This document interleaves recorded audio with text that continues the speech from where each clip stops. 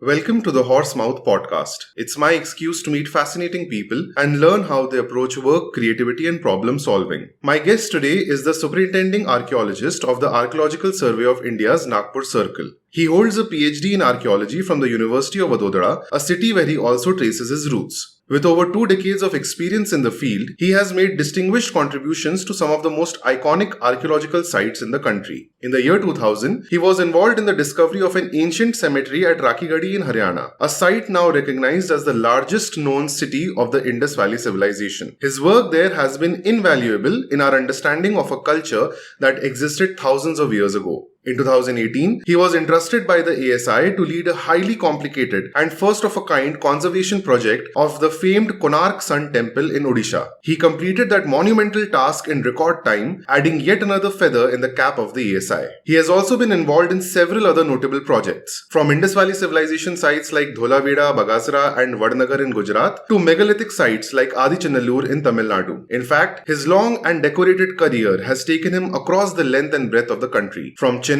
Delhi, Himachal Pradesh, Gujarat, Odisha, and now to Maharashtra. One of his latest discoveries is an intricately carved Sheshashahi Vishnu sculpture unearthed in a small town in the Buldhana district of Maharashtra. Found rather unexpectedly during the conservation work of a completely different project, this masterpiece sculpture indicates significant cultural and artistic exchanges in the region, making it a valuable addition to the country's archaeological heritage. This morning, however, this talented gentleman, this custodian of our cultural riches, has signed up for my podcast, a show that offers little culture and no riches. I intend to dig into his approach to varied fields of archaeology, like exploration, excavation, conservation, and everything layered in between. To learn how you can get involved in the fascinating world of Indian archaeology, visit asi.nic.in. And now, please enjoy my conversation with Dr. Arun Malik.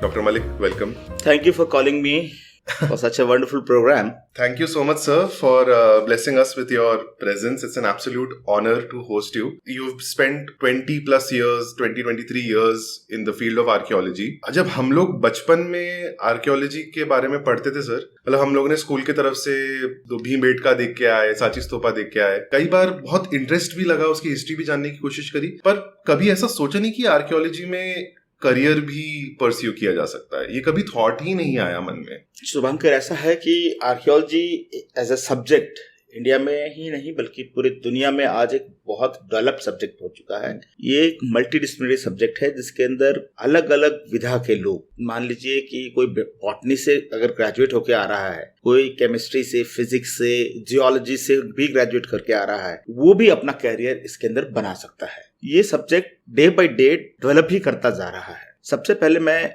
ये बोलते हुए आपको बताना चाहूंगा कि हिंदुस्तान के अंदर जब ये आर्कियोलॉजी एज अ फील्ड चालू हुई, एएसआई जब अस्तित्व में आया, वो करीब आज से 160 साल पहले की बात है. ये मेरे लिए बहुत प्राइड का विषय है कि मैं एक ऐसे ऑर्गेनाइजेशन के अंदर काम कर रहा हूं जो 160 साल से ज्यादा पुरानी ऑर्गेनाइजेशन है और दुनिया की एकमात्र ऐसी ऑर्गेनाइजेशन है, इतनी बृहद है, इतनी बड़ी है, जिसके अंदर हम लोग करीब 3600 ऑड मॉन्यूमेंट्स को प्रोटेक्ट करते हैं, कंजर्व करते हैं और उसका अंदर रिसर्च करते हैं. इसके अलावा हम लोग एक्सकवेशंस करते हैं, एक्सप्लोरेशंस करते हैं, कंजर्वेशन के काम करते हैं. ये तो है ही, साथ साथ में हम लोग जो हमारे जो संविधान के तहत जो 2 एक्ट हैं, आमासरा एक्ट और एटी एक्ट, ये दोनों एक्ट को के तहत काम करते हुए उस एक्ट को इस देश के अंदर स्थापित करने का भी काम करते हैं जी. इसके तहत जो भी राष्ट्रीय स्मारक हैं जिनके आसपास के क्षेत्र के अंदर किस तरह से डेवलपमेंट होने हैं,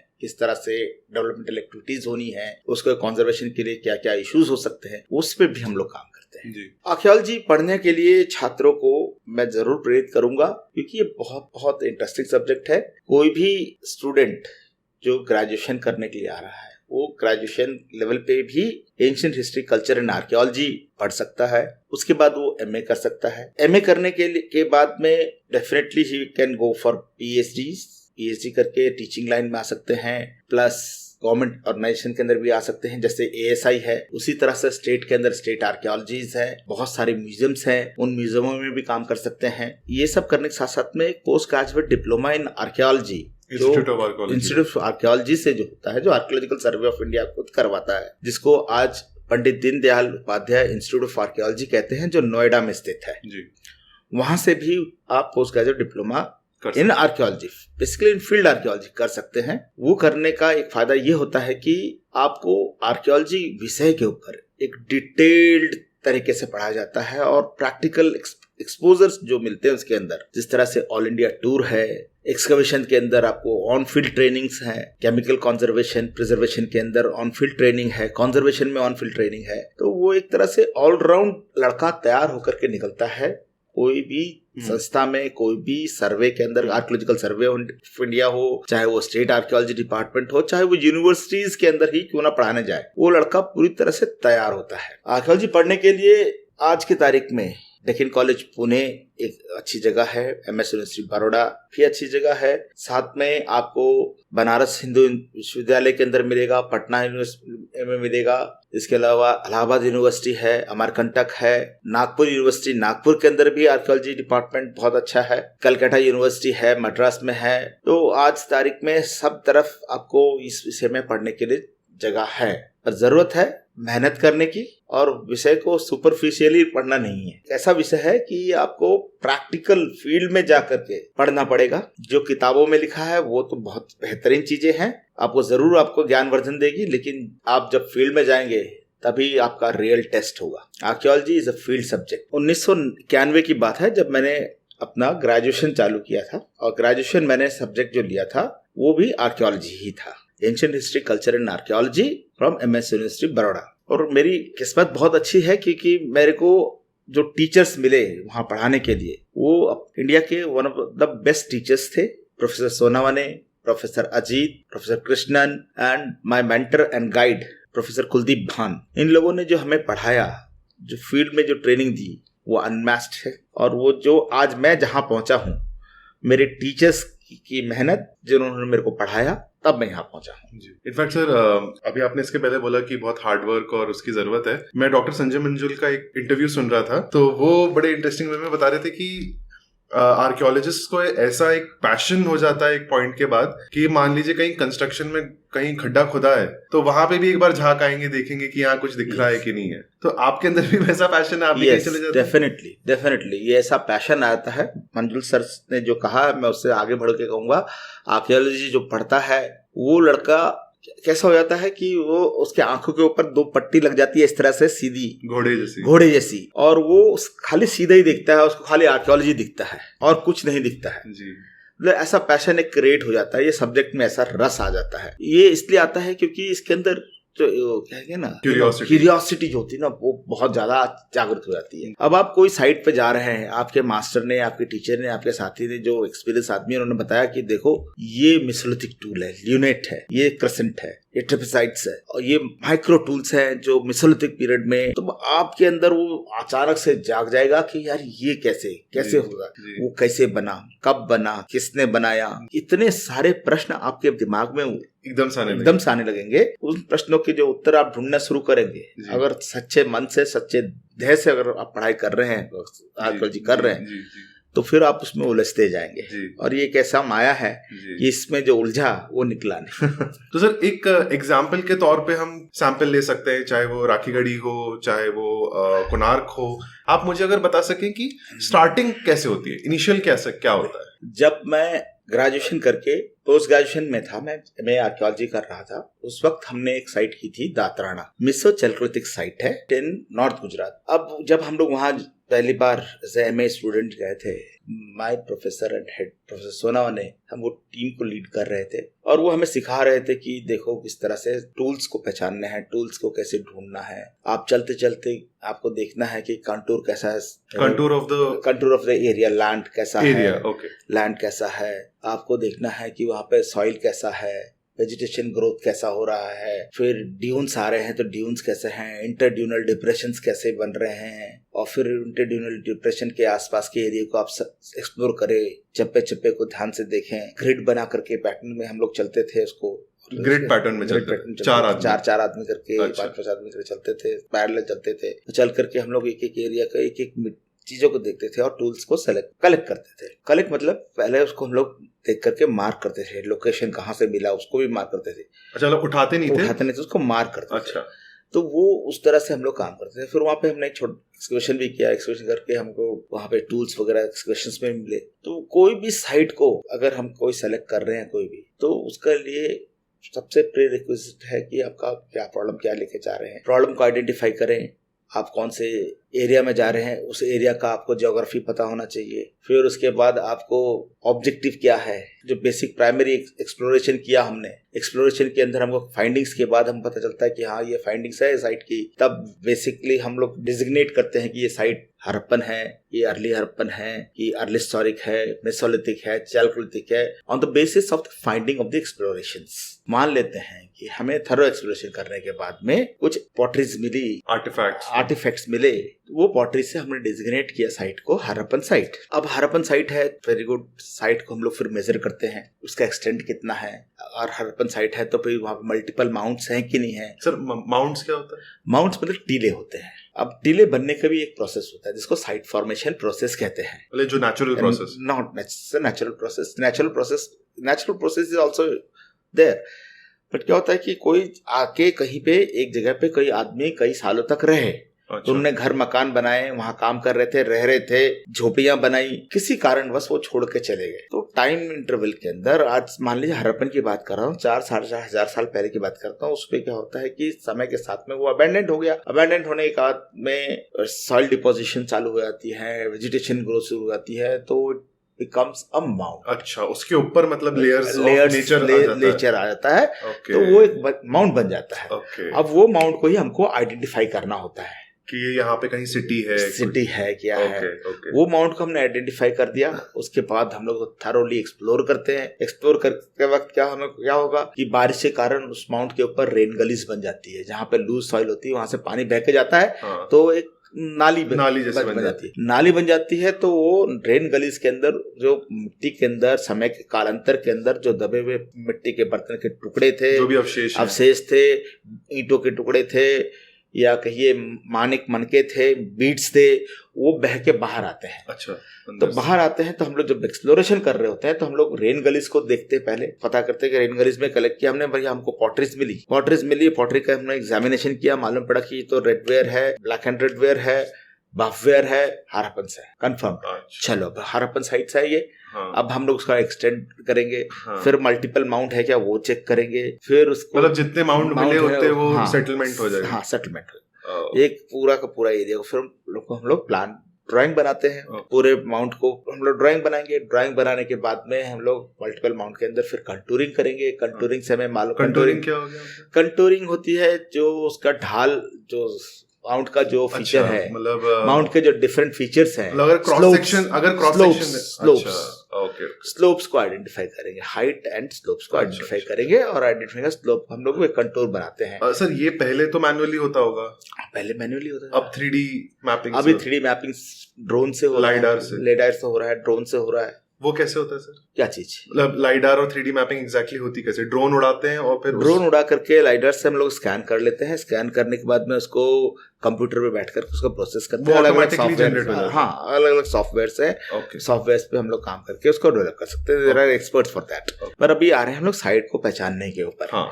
फिर हमने साइट को बना करके हमने उसका प्लान बना लिया। प्लान बनाने के बाद में कंटूर बनाया। कंटूर बनाने के बाद में फिर हम लोग उसको कंटूर की स्टडी करते हैं। बहुत डिटेल स्टडी करने के बाद में मालूम पड़ता है कि भाई कहाँ पे स्ट्रक्चर्स हो सकते हैं। अगर वो साइट है कोई साइट का, फिर हम लोग देखते हैं कंटूर की स्टडी करके मालूम पड़ता है कि हाँ यार ये यहाँ पे स्लोप्स ज्यादा आ रही हैं और यहाँ पे स्लोप डिप कर रही है, तो यहाँ पे कोई वॉल रन कर रही होगी। वॉल रन कर रही तो वो उसका पैटर्न क्या है, पैटर्न देखेंगे, उसका लोकेशन देखेंगे, तो मालूम पड़ता है कि अरे यार ये हो सकता है कि इस साइट की फोर्टिफिकेशन वॉल हो सकती है। तो वो फोर्टिफिकेशन वॉल को हम लोग ट्रेस करके बनाएंगे, रफ स्केच करेंगे। फिर अगर हमको उसके अब आर्किटेक्चरली हमको सोचना पड़ेगा, दिमाग लगाना पड़ेगा कि भाई ये वॉल जा रही है तो वॉल के अंदर कहाँ ब्रेकेज हो सकते हैं, एंट्री पॉइंट कहाँ हो सकते हैं। तो सेंटर में होगा तो सेंटर का कंटूर देखेंगे, स्लोप्स बन रही है क्या, कंटूर के अंदर लाइंस कैसी जा रही है, फिर हम लोग उसको पकड़ेंगे। फोर्टिफिकेशन मतलब outer wall of the entire. इस तरह से हम लोग कंटूर का स्टडी करके हम ये बता सकते हैं कि कहाँ कहाँ पे कौन कौन से स्ट्रक्चर्स होंगे। इस तरह से हम लोग स्टडी करके फिर हम लोग एरिया अलग अलग डिसाइड करते हैं कि हमको हमारा प्रॉब्लम क्या है। हमने फोर्टिफिकेशन वॉल को खोद के देखना है तो फोर्टिफिकेशन के ऊपर ट्रेंचेस लगाएंगे। अगर फोर्टिफिकेशन के अंदर की साइड में हमको खोद के देखना है, ये तो एक जनरल बात है। ये बात थी हमारी आज से 10 साल 15 साल पहले की। आजकल लोग क्या कर रहे हैं, आजकल लोग आगे जा रहे हैं। अब क्या हो गया कि इतना बड़े पैमाने पे एक्सकवेशन हम नहीं करते। पहले था कि हम लोग पूरा पूरा साइट खोद रहे हैं। आप देखेंगे कालीबंगा, धोलावीरा, लोथल, मैसिव डिगिंग्स हुई कई सालों तक हुई, इसलिए उनका आइडेंटिफिकेशन भी आसान था कि तब की बहुत बड़ी साइट है। अभी उतना जाने की जरूरत नहीं है हमें। अभी हमको अपना प्रॉब्लम डिसाइड करना, स्कैनिंग करनी है। स्कैनिंग करने के बाद डिटेल कंटूरिंग करनी है। कंटूरिंग करने के बाद में दूसरी और चीजें को हमको स्टडी करनी है। साइट कैचमेंट एनालिसिस करना है, साइट फॉर्मेशन प्रोसेस को समझना है, साइट के अंदर इंट्रा साइट रिलेशंस क्या होंगे, इसके लिए थरो एक्सप्लोरेशंस करनी है। इंट्रा साइट रिलेशन मतलब कि लिविंग क्वार्टर्स कौन से थे? नहीं, इंट्रा साइट मतलब है कि अब आपका धोलावीरा एक साइट है, उसके बाद में सुरकोटा है, नोन साइट जो बता रहा हूँ आपको, सुरकोटा। तो what is the interlinking, why दो साइट के अंदर क्या रिलेशन रहा होगा। नागपुर एंड अमरावती के क्या रिलेशन रहे होंगे, ट्रेड रिलेशन कैसे रहे होंगे। तो वो चीजों को अंडरस्टैंड करना है। वो चीज का अगर आपको ठीक से डिटेल स्टडी कर लेते हैं और अपना प्रॉब्लम आप बना के रखते हैं कि मेरे को क्या करना है, मेरे को वहाँ की इंडस्ट्रियल एक्टिविटीज को स्टडी करना है। अब हरप्पन पे हम काम कर रहे हैं, तो मैं चाहता हूं कि मेरा prime objective is to study the shell bangle industry. Shell bangle जो कॉन्च सेल के जो बेंगल्स बनते थे, उसकी इंडस्ट्री को देखना है, स्पेसिफिकली देखना है मुझे। तो मैं कोई एक साइट लूंगा। कहाँ पे लूंगा साइट एक्सप्लोरेशन करने के बाद मैं सेलेक्ट करूंगा जिस जगह पे मेरे को शेल बेंगल और कॉन्च के जो डेबिटाज है, इंडस्ट्री बनाने के जो डेबिटाज है, वो अगर सरफेस पे ज्यादा मिल रहे हैं तो वो ऐसी साइट सेलेक्ट करूंगा। वो साइट सेलेक्ट करने के बाद मैं उसका थरो मैपिंग करूंगा। ये कितने एरिया में मैपिंग होगी? कंप्लीट साइट, वो साइट का जितना भी एक्सटेंट है वो साइट को हम लोग मैपिंग करेंगे, थरो मैपिंग करेंगे, सरफेस फीचर्स को स्टडी करेंगे through contour, through detail exploration. फिर हम लोग will try to understand and identify the concentration of shell bangles on particular site. For instance, ये टेबल के ऊपर, ये मान लेते हैं ये प्लेन, ये टेबल है आपका, ये टेबल को हमने थरो एक्सप्लोर किया, ये एक साइट है और इसको थरो एक्सप्लोर किया और मालूम पड़ा कि नॉर्थ ईस्ट कॉर्नर के अंदर there is a area which is about say 50 by 25 meters of length, जहां पे शेल बेंगल डेबिटाज की कंसंट्रेशन सबसे ज्यादा है। तो वो एरिया को मैं डिमार्केट करूंगा। वो एरिया में मैं डिमार्केट करके ट्रेंचिंग करूंगा, ट्रेंचिंग करके फिर उसको वहां पे एक्सकवेट करूंगा और वहां के जो एविडेंसेस हैं उसको मैं आइडेंटिफाई करके अपने जरूरत के हिसाब से, अपने प्रॉब्लम के हिसाब से मैं उस पर काम करूंगा, रिसर्च करेंगे। मैं ऐसा क्यों करूंगा? क्योंकि आज की तारीख में हरप्पन साइट के ऊपर आपको उसकी टाउन प्लानिंग थरोली पता है, हमको उस पर जाने की जरूरत नहीं है। आपको दूसरी एस्पेक्ट से पता है। अब मुझे अपने रिसर्च के लिए मेरा एक एस्पेक्ट को लेके मैं काम कर रहा हूँ, तो मैं उस पर पर्टिकुलर पिन पॉइंट करूंगा। आपका पीएचडी इसी टॉपिक पे था? नो, मेरा पीएचडी सेटलमेंट पैटर्न पे था, तो वो मैं उसके ऊपर काम करूंगा। आज लोग इस तरह से रिसर्च कर लगे, अब हम लोग स्पेसिफिक होते चले गए। जैसे अभी एक और है, आजकल लोग डीएनए एनालिसिस पे जा रहे हैं। आपने सिंडे साहब का भी देखा होगा, राय साहब का भी काम पढ़ा होगा, आपने देखा होगा, सुना होगा। अब राय साहब क्या कर रहे हैं, एक डेटाबेस क्रिएट कर रहे हैं, मेसोलिथिक से लेके हरप्पन तक का जितने भी गंजेटिक वैली के अंदर जितने साइट्स थे और हरप्पन साइट्स जो थी वहाँ के जहाँ से उनको हमें जो ह्यूमन स्केलेटल रिमेन्स मिले हैं, उन सारे स्केलेटल रिमेन्स की स्टडी कर रहे हैं और उसका अभी वो डीएनए एनालिसिस कर रहे हैं। तो वो एक डेटाबेस क्रिएट कर रहे हैं, रिसर्च कर रहे हैं कि भाई ह्यूमन पॉपुलेशन का डेवलपमेंट कैसे हुआ। सर, इसमें आपका भी कंट्रीब्यूशन है? नो। राखीगढ़ी में burial site? Rakhigarhi burial site, yes, surely. RGR7 I take pride in this. I am the first person who has discovered and excavated RGR7 burials, famous burials from the Rakhigarhi. Or one of the burial is now displayed in the National Museum, Harappan Gallery, Delhi के अंदर central hall के अंदर displayed है, which is excavated by me in 2001. And sir, मैं एक आपको इसलिए पूछ रहा था क्योंकि अगेन मैं कहीं पढ़ रहा था तो उन्होंने बताया कि कैसे जब correct me if I am wrong, कि जैसे जब आर्कियोलॉजिकल साइट्स में हमको यूजुअली जो आर्टिफैक्ट्स मिलते हैं वो रिफ्यूज होते हैं एक तरीके से, वो ब्रोकन पॉट्स होते हैं। हाँ, ये जरूर है कि रिफ्यूज होते हैं, मतलब मोस्टली साइट कोई भी अबैंडन हो रही हो, किसी कारणवश सिविलाइजेशन छोड़ के जा रही है, नॉट सिविलाइजेशन, साइट और a city. Okay okay, civilization तो बहुत बड़ी, वो तो बहुत बड़ी ठीक है, हजारों साल की है। हाँ। तो आप कोई शहर छोड़ के जा रहे हैं, मान लीजिए अपने नागपुर छोड़ के जाना पड़ रहा है किसी कारणवश, तो आप क्या करेंगे? आपके घर की सारी जो इंपॉर्टेंट चीजें हैं आप कैरी करेंगे, जो टूटे फूटे चीज छोड़ देंगे। उसी तरह से जब कोई साइट अबैंडन्ड होती है तो यूजफुल चीजें जो होती हैं मैक्सिमम, जो आपको एकदम मस्त जरूरत है जी, वो सारी चीजों को ले लेते हैं और फिर आगे बढ़ जाते हैं जी, वो जगह छोड़ लेते हैं। आज की परिस्थिति अलग है, उस वक्त की परिस्थिति, उस वक्त के जो एनवायरनमेंट, उस वक्त का जो ज्योग्राफी वो अलग था। तो कैरी करना, मीन्स ऑफ ट्रांसपोर्टेशन जो है आज हमारे पास सहूलियत ज्यादा है बनिस्बत के उस समय के। ऑफ कोर्स आज आप इमेजिन करिए कि आप 4,500 साल पहले Harappans were doing trade with the middle east, Iran से ट्रेड कर रहे थे। How they were doing the trade. एक साइट आपको बहुत अच्छी मालूम होगी, लोथल, जहाँ से डॉक्टर एस.आर. राव ने बताया है एक्सकवेशन करके और उनके रिपोर्ट्स में एस्टैब्लिश्ड है कि he has found a dockyard। Dockyard क्या चीज? शिप्स आती थी, शिप वहां पे डॉक करते थे, अपने जो गुड्स लेके आए हैं वो यहाँ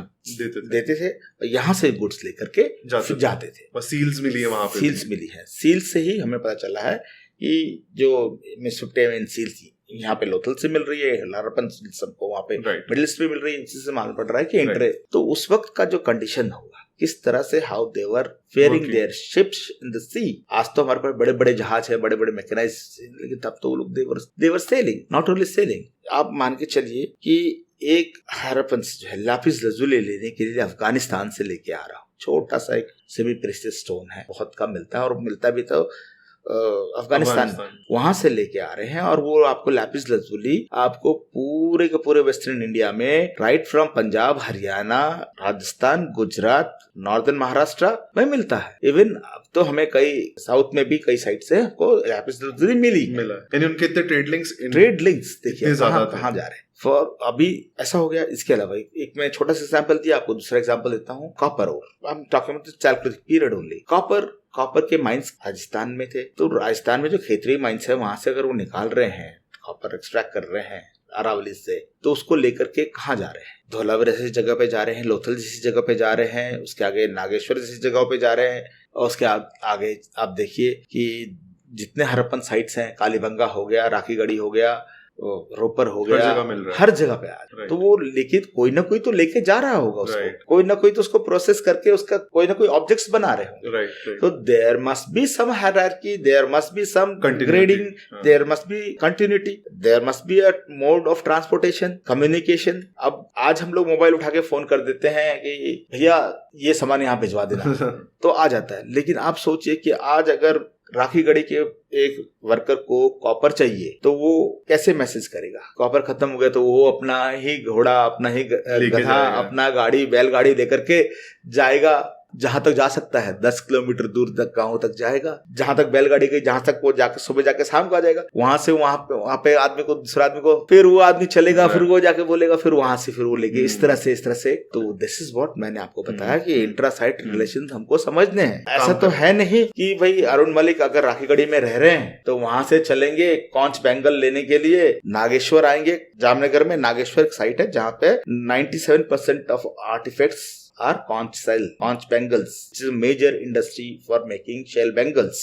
वहां जाएंगे क्या लेने के लिए? वो लेने के लिए वहां अगर चला अभी अपनी बैलगाड़ी में हर पीरियड राखीगढ़ी से, तो उसको तो सालों लग जाएंगे। कोई ना कोई सिस्टम चलता रहा जो आज हम लोग शायद उसको ठीक से देख नहीं पा रहे या समझ नहीं पा रहे। क्यों नहीं समझ पा रहे? क्योंकि हमारे पास आज हरप्पन पीरियड का रिटन रिकॉर्ड, स्क्रिप्ट नहीं है, भी तो हम पढ़ नहीं पा रहे। देयर आर क्लेम्स कि हमने पढ़ा, हमने देखा, हम समझ रहे, लैंग्वेज भी नहीं पता हमें, पता नहीं। ठीक है सर, अभी तो ये हिस्ट्री, हड़प्पन हिस्ट्री में जाएंगे तो एंडलेस ये पॉडकास्ट अलग बन जाएगा। आते वापस से आपने सर बताया ट्रेंच खोदते हैं जब आपने इक्विटी मार्केट कर लिया। सर एक स्टूपिड क्वेश्चन है मेरा, जब ट्रेंच खोदा जाता है सर, तो मैं हमेशा सोचता था कि ऐसा नहीं होता होगा कि एक जैसे फिल्मों में दिखाते हैं कि एक वो हिट होता है तो एक यूरेका मोमेंट होता है जब हाँ नीचे आपको कुछ यू हिट हार्ड सरफेस, कैसे होता है एग्जैक्टली? देखिए, जब हम लोग एक्सकवेशन प्लान कर चुके होते हैं, एक्सकवेशन करने के लिए हम लोग डिसाइड कर चुके थे यहाँ पे ये साइट हमें खोदनी है, तो हम लोग ट्रेंचिंग करते हैं। ट्रेंचिंग मतलब पहले लेआउट करते हैं, यूजुअल पैटर्न है 10x10 का ट्रेंच लगता है, 1 मीटर का बॉक होता है। बॉक क्या होता है सर? उसका सेंटर 1-1 मीटर के डिस्टेंस छोड़ के करते हैं हम लोग। अच्छा। इन बिटवीन ट्रेंचेस 1 अच्छा। मीटर का डिस्टेंस अच्छा।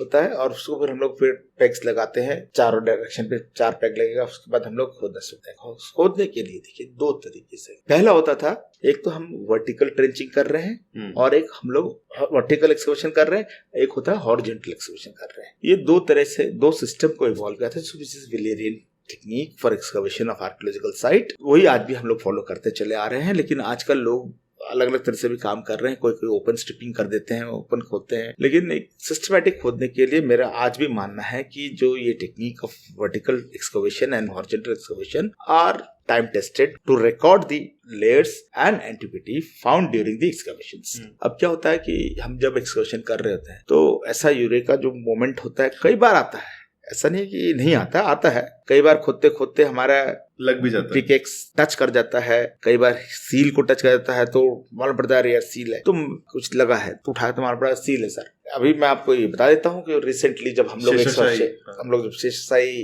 विष्णु का जो हम डिस्कवरी हुआ सिंदखेड़ राजा राव लखोजी जादव समाधि के पास में, तब हम लोग बुल्ढाना डिस्ट्रिक्ट के अंदर, जब हम लोग अभी पिछले साल काम कर रहे थे, जिसके अंदर हमने एक कंजर्वेशन का काम लिया था। कंजर्वेशन था हमारा जो main Tomé of Lakhoji Jadav है उसका वाटर टाइटिंग था, रूफ के ऊपर काम था, डोम के ऊपर काम था। गार्डन टाइप स्पेस था? नहीं, गार्डन टाइप स्पेस नहीं था। एक पर्टिकुलर सिमेट्री है। अच्छा। जादव की समय, जादव पीरियड की सिमेट्री है, जो Lakhoji Jadhav is maternal grandfather of lord Shivaji, Maratha empire के, छत्रपति शिवाजी महाराज के नाना हुआ करते हैं। उनकी समाधि है, उसका कंजर्वेशन कर रहे थे हम लोग। वो उसके अलावा वहाँ पे कुछ 11 अलग अलग समाधियां और है जो छोटी हैं, तो उसके लिए हम लोग एप्रेन का काम कर रहे थे, मतलब कि उसका फाउंडेशन को स्ट्रेंथन करके और स्ट्रक्चर को स्टेबल करने की कोशिश कर रहे थे, लेवलिंग कर रहे थे। तब हम लोगों ने देखा कि कुछ थोड़ी सी मिट्टी निकालने के बाद में एक पर्टिकुलर एक डायरेक्शन के अंदर कुछ स्टोन ब्लॉक्स की लाइन जा रही थी। वो लाइन को हमने देखा तो हमारे कंजर्वेशन असिस्टेंट ने मेरे को बताया कि सर यहाँ पे कुछ स्ट्रक्चर जैसा लग रहा है, आप आके देख लीजिए। Immediately myself and my team rushed to the site and we found कि हाँ यार कोई स्ट्रक्चर है जरूर। हमने उसी दिन उसको शाम तक क्लियर करने के लिए सोचा, स्ट्रक्चर को प्राइम फेसी क्या है पता करें। तो हमने जब उसको क्लियर किया तो उसी दिन हमें डे फर्स्ट में हमें एक शिवलिंग गर्भगृह के साथ में हमने ट्रेस कर लिया। गर्भगृह मतलब सैंक्टम सेंक्टोरम, ट्रेस कर लिया। सैंक्टम सेंक्टोरम में शिवलिंग, प्रॉपर शिवलिंग था। फिर हमने आसपास थोड़ा सा खोला और उसको चेक किया तो एक प्रॉपर टेम्पल था, शिव टेम्पल। तो हमने बोला यार ये तो बड़ा इंटरेस्टिंग फाइंड है। अब हमने बोला कि चलो इसका एक्सटेंट देखे जाए। तो मैंने वहीं पे खड़े वहीं पे ऑन साइट मैंने ऑर्डर किया मेरे जूनियर्स को, मेरे असिस्टेंट आर्कियोलॉजिस्ट को कि अब यहाँ पे आप रुकेंगे और इसका एक्सटेंट को पता करें। एक्सटेंट पता करने शुरू किया हमने। तो एक्सकवेशन करते हुए हम लोग जब उसका गर्भगृह और गर्भगृह के साथ में अंतराल के साथ में सभा मंडप, ये हमने ऑन प्लान ट्रेस कर लिया थ्रू हॉरिजॉन्टल एक्सकवेटिंग। अब मैंने बोला मतलब पहले आपने देख लिया कि ये कितना बड़ा है, कितना बड़ा है, उसका क्या क्या और दूसरे कौन कौन से स्ट्रक्चर्स हैं उसके साथ में। तो हमने पता कर लिया। अब जब हमने प्लान को एक्सपोज कर लिया तो मालूम पड़ा कि 2 समाधि जो है वो सभा मंडप के ऊपर ही बनी हुई है। तो बड़ा इंटरेस्टिंग था। तो मैंने बोला चलो अब यार ऐसा है तो आप इसको वर्टिकली खोद करके इसको सेक्शन में देखो, ट्रेस करो सेक्शन में क्या आ रहा है। तब हमने सेक्शन में खोदना शुरू किया तो हम we went up to 7 feet, करीब 2-2.25 मीटर के आसपास पहुंच गए हम लोग। तब जाकर के हमको उसका टेम्पल का एक्सटीरियर वॉल हमको मिला। अब ये मिलने के बाद मेरे को बड़ा इंटरेस्टिंग लगा कि ये पूरा जो है उसका आउटर जो था टेम्पल का वो प्लेन था बट रिसीडिंग स्ट्रक्चर था, which made me to check all the directions. मैंने फिर बोला कि अब इसको चारों तरफ से चेक करो। जब हम लोग चारों तरफ चेक करके हमने खोल लिया, उसके बाद हमने सोचा कि अब देखते हैं क्या आएगा, नीचे क्या आ रहा है, इसका बेस को देखिए। जब हम लोग बेस को करने के लिए जब हम लोग उसका ड्राइंग कर रहे थे तब हमने देखा कि नीचे साइड में एक ब्लैक कलर का स्टाइनिंग सा पत्थर दिख रहा है, क्लोराइटिक सिस्ट दिख रहा है। तो मेरे ड्राफ्ट्समैन सर्वेयर ने मेरे को बोला कि सर यहाँ कुछ है, जरा चेक करेंगे। फिर नेक्स्ट डे मैं पहुंचा तो लगा कि एक छोटी मूर्ति होगी कोई। तो हम लोगों ने उसको ब्रशिंग नहीं किया। I started exposing my personally, मैं लग गया उसके खुद उसमें 7 फीट नीचे खुद लग करके हमने इसको एक्सपोज किया तो एक मूर्ति फीमेल डेटी की का हेड नजर आया हमें। अभी तक मैं श्योर नहीं था कि ये क्या होगा। फिर मैंने बोला कि ये साइड दिखा तो उसको खोदने के लिए थोड़ा सा जगह, उसको प्रॉपर जगह बनाया ताकि निकाल सके। तो मैंने उसके अपोजिट साइड में भी थोड़ा सा मिट्टी निकाल करके सरफेस को प्लेन करना शुरू किया। तो मुझे कुछ और थोड़े से चीज दिखने लगे, कार्विंग्स कुछ और आने लगी। फिर मैं बोला यार ये तो कुछ बड़ी चीज है। फिर मैंने इसको ध्यान से इसको देखा टॉप पे जाकर के, तो मुझे लगा कि ये तो ब्रिक लाइनिंग है उसके ऊपर, ब्रिक लाइनिंग के अंदर ये स्कल्पचर जा रहा है अंदर। देन आई थॉट कि दिस इज समथिंग बिग। फिर हम लोग ने इसको एक्सपोज करना स्टार्ट किया। एक्सपोज करते करते डॉक्यूमेंटेशन भी साइमल्टेनियसली चल रहा था हमारे, क्योंकि वो ब्रिक की लाइनिंग इसके ऊपर थी। सर जब आप कह रहे कि एक्सपोज करते हो मतलब लिटरली ब्रश से, brush, pens, small pen knife, ये सब चीजें हमने इस्तेमाल की। तो कितना टाइम लगा एक्सपोज करने में? ये पूरा हमको लगे करीब फुली एक्सपोज करने में हमको, अगर मैं टोटल काउंट करूं तो करीब 8 दिन लगे हमको। 8 दिन? 8 दिन हमने कंटिन्यूअस। और ये सिर्फ 5.5 फुट बाय 2.5 फुट का कुछ है मूर्ति? ये 1.92 मीटर्स की लेंथ है एंड 56 मीटर इसकी डेप्थ है, और हाइट इसकी है 105। ये एक्सपोज किया, और एक्सपोज करने में बहुत ज्यादा टाइम इसलिए लग रहा था कि स्कल्पचर वाज प्रोफ्यूजली कार्व्ड, पूरी तरह से 1 भी इंच पूरे इतने बड़े ब्लॉक का बचा हुआ नहीं था, कंप्लीटली कार्व्ड था, डेकोरेटेड था, और उसके ऊपर जो मोटिव्स थे, जो फीचर्स थे, unmatched with any other sculpture around the Buldhana district. फिर इसके अंदर एक शेषशाही विष्णु थे जो अपने शेष नाग के ऊपर सोए हुए थे। लक्ष्मी जी उनके पैर के पास में बैठी थी और दबा रहे थे। साथ में हमें पूरा का पूरा समुद्र मंथन का सीन इसके पीछे बैक स्लैब के ऊपर था। उसके अलावा हमारे को जो समुद्र मंथन से जो उत्पन्न हुए थे वो सारे रत्न इसमें बनाए हुए थे। इसके अलावा दशावतार को भी यहाँ इसके ऊपर डिपिक्ट किया था। ये एक ऐसा स्कल्पचर है जिसके ऊपर दशावतार और समुद्र मंथन शेषशाही विष्णु के साथ में, लक्ष्मी जी के साथ में पूरी तरह से दर्शाया गया है। तो एक this is unique find, dates back to 11th-12th century ED। तो this is a fantastic find which we have done. But ये कोई चीज स्ट्राइक कर जाती है, अचानक से मिल जाती है, फिर उसको बनाने में, उसको एक्सक्वेट करने में, एक्सपोज करने में बहुत टाइम लगता है। और आज हम लोग उस पर काम कर रहे हैं उस स्कल्पचर पे, और आई थिंक वो म्यूजियम में जाने वाला है। नॉट म्यूजियम, हम लोग वहीं पर ही एक उसका स्कल्पचर शेड बना रहे हैं। स्कल्पचर शेड भी कंप्लीट हो चुका है अभी। Most probably by the end of this month, beginning of another month, वो फुली कमीशन हो जाएगा। स्कल्पचर हमने लिफ्ट कर लिया है, लिफ्ट करके ऑलरेडी प्लेस कर दिया है, काम चल रहा है, और ये अगले महीने तक ये पूरा हो जाएगा। सर यहाँ पे मेरा एक छोटा सा सवाल है सर। मतलब पहली बात तो कांग्रेचुलेशंस, इट्स मतलब वंस इन अ करियर वाला ये अनएक्सपेक्टेड डिस्कवरी जैसा है। डेफिनेटली शुभंकर, ये once in a career like a discovery, but it happens to me twice. It happens to me twice.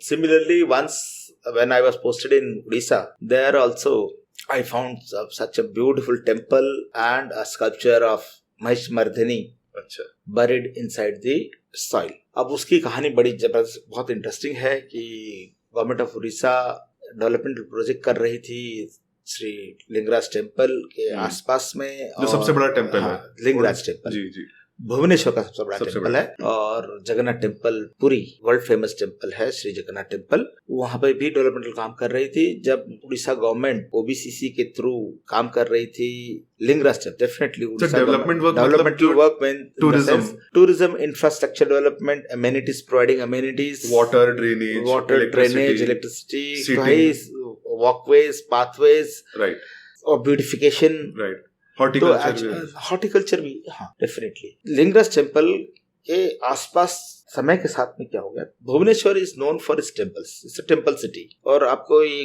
बात बता दूं कि भुवनेश्वर जो टेम्पल सिटी है और टेंटेटिव लिस्ट में है वर्ल्ड हेरिटेज के, यूनेस्को वर्ल्ड हेरिटेज के टेंटेटिव लिस्ट में है, temple city of Bhubaneswar. There are thousands of temples, ancient temples. Lingaraj being the most prominent and biggest temple. तो उसके साथ में, टेम्पल के साथ में क्या होता है कि लोकल बिजनेस डेवलप करते हैं, लोकल कम्युनिटीज डेवलप करते हैं। तो this temple has a history of से 1000 years। तो जितने भी फूल बेचने वाले, पूजा के सामग्री बेचने वाले, और लोग जब दूर दूर से लोग लिंगराज के दर्शन के लिए आ रहे थे, उनके लिए खाने पकान बनाने वाले लोग, छोटे छोटे होटल, लॉजेस, वो मंदिर के चारों तरफ ऐसे डेवलप हुए कि बहुत सारे स्ट्रक्चर कहाँ चले गए पता नहीं चले, और मंदिर पूरा तरफ से एनक्रोच्ड हो गया। Orissa government wanted to clear this encroachment, provide proper amenities to the tourist pilgrimage, proper drinking water facilities, proper pathways, roadways, everything. In that, वो लोगों ने क्या किया कि पूरा एरिया को उन्होंने क्लीन किया, सारे शॉप्स वगैरह सब निकाल दिए, जो अनऑथराइज्ड कंस्ट्रक्शन निकाल रहे थे। हमारा एक सेंट्रली प्रोटेक्टेड मॉन्यूमेंट था, लिंगराज भी हमारा सेंट्रली प्रोटेक्टेड मॉन्यूमेंट है आर्कियोलॉजिकल सर्वे ऑफ इंडिया के तहत। सुअसारी करके एक टेम्पल था जो सेंट्रली प्रोटेक्टेड मॉन्यूमेंट था। उसके बैक साइड पे एक संस्कृत कॉलेज बना हुआ था, एंशिएंट मतलब पुराना संस्कृत कॉलेज सिंस इंडिपेंडेंस। अब वो उसका संस्कृत कॉलेज को भी हटाना था क्योंकि they wanted the architect and the designer and the planner of the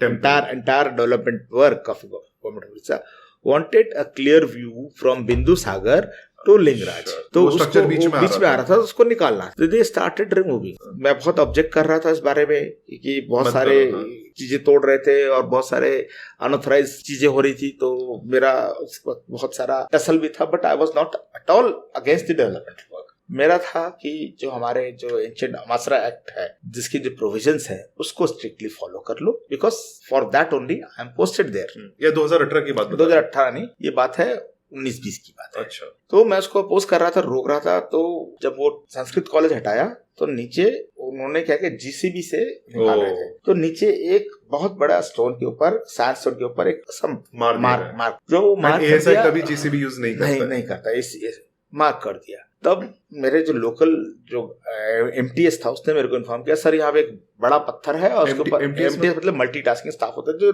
monument के ऊपर ड्यूटी करता है, चौकीदार कह लीजिए, मॉनिटरिंग के लिए। तो उसने इन्फॉर्म किया। तो मैं गया देखने के लिए। ये घटना थी करीब 4 बजे की। मैं गया हूँ देखने के लिए और मैंने देखा और देखते मैंने बोला यार ये तो कोई स्ट्रक्चर है दबाव नीचे। मैंने तुरंत वहां साफ किया और विदिन 1 आवर हमने काम करके एक टेम्पल का बेस वहां निकाल दिया। और मैं I told government of Orissa to stop this work immediately, let me check the entire area, इसमें और कितने मंदिर हैं। गवर्नमेंट ऑफ उड़ीसा मान गई।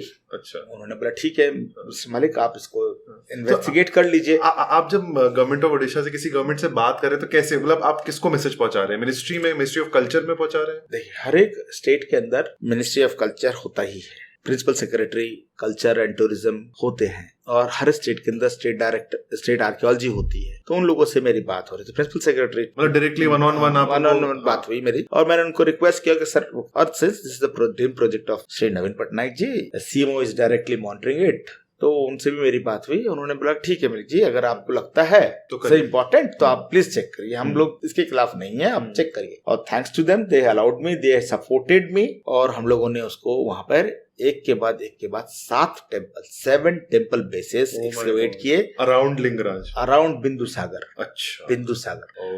बिंदुसागर एंड लिंगराज के बीच में 7 और टेम्पल हमने देखा ले। और एक टेम्पल तो ऐसा निकला जिसका शिखर नहीं था, लेकिन उसका सभा मंडप था, और सभा मंडप भी पूरा दबा हुआ था। सभा मंडप असेंबली हॉल, प्रेयर हॉल कह लीजिए आप उसको, सभा मंडप ही कहते हैं हम लोग उसको। और सभा मंडप दबा हुआ था, और वहां से खोदता हुआ मैं एक्सकैवेट करता हुआ गर्भगृह तक गया। गर्भगृह में खोदने के बाद गर्भगृह के अंदर महिषासुर मर्दिनी भी मौजूद थी। ओके, वो कोई लोकल गॉडेस है? Mahishasura Mardini is not a local goddess.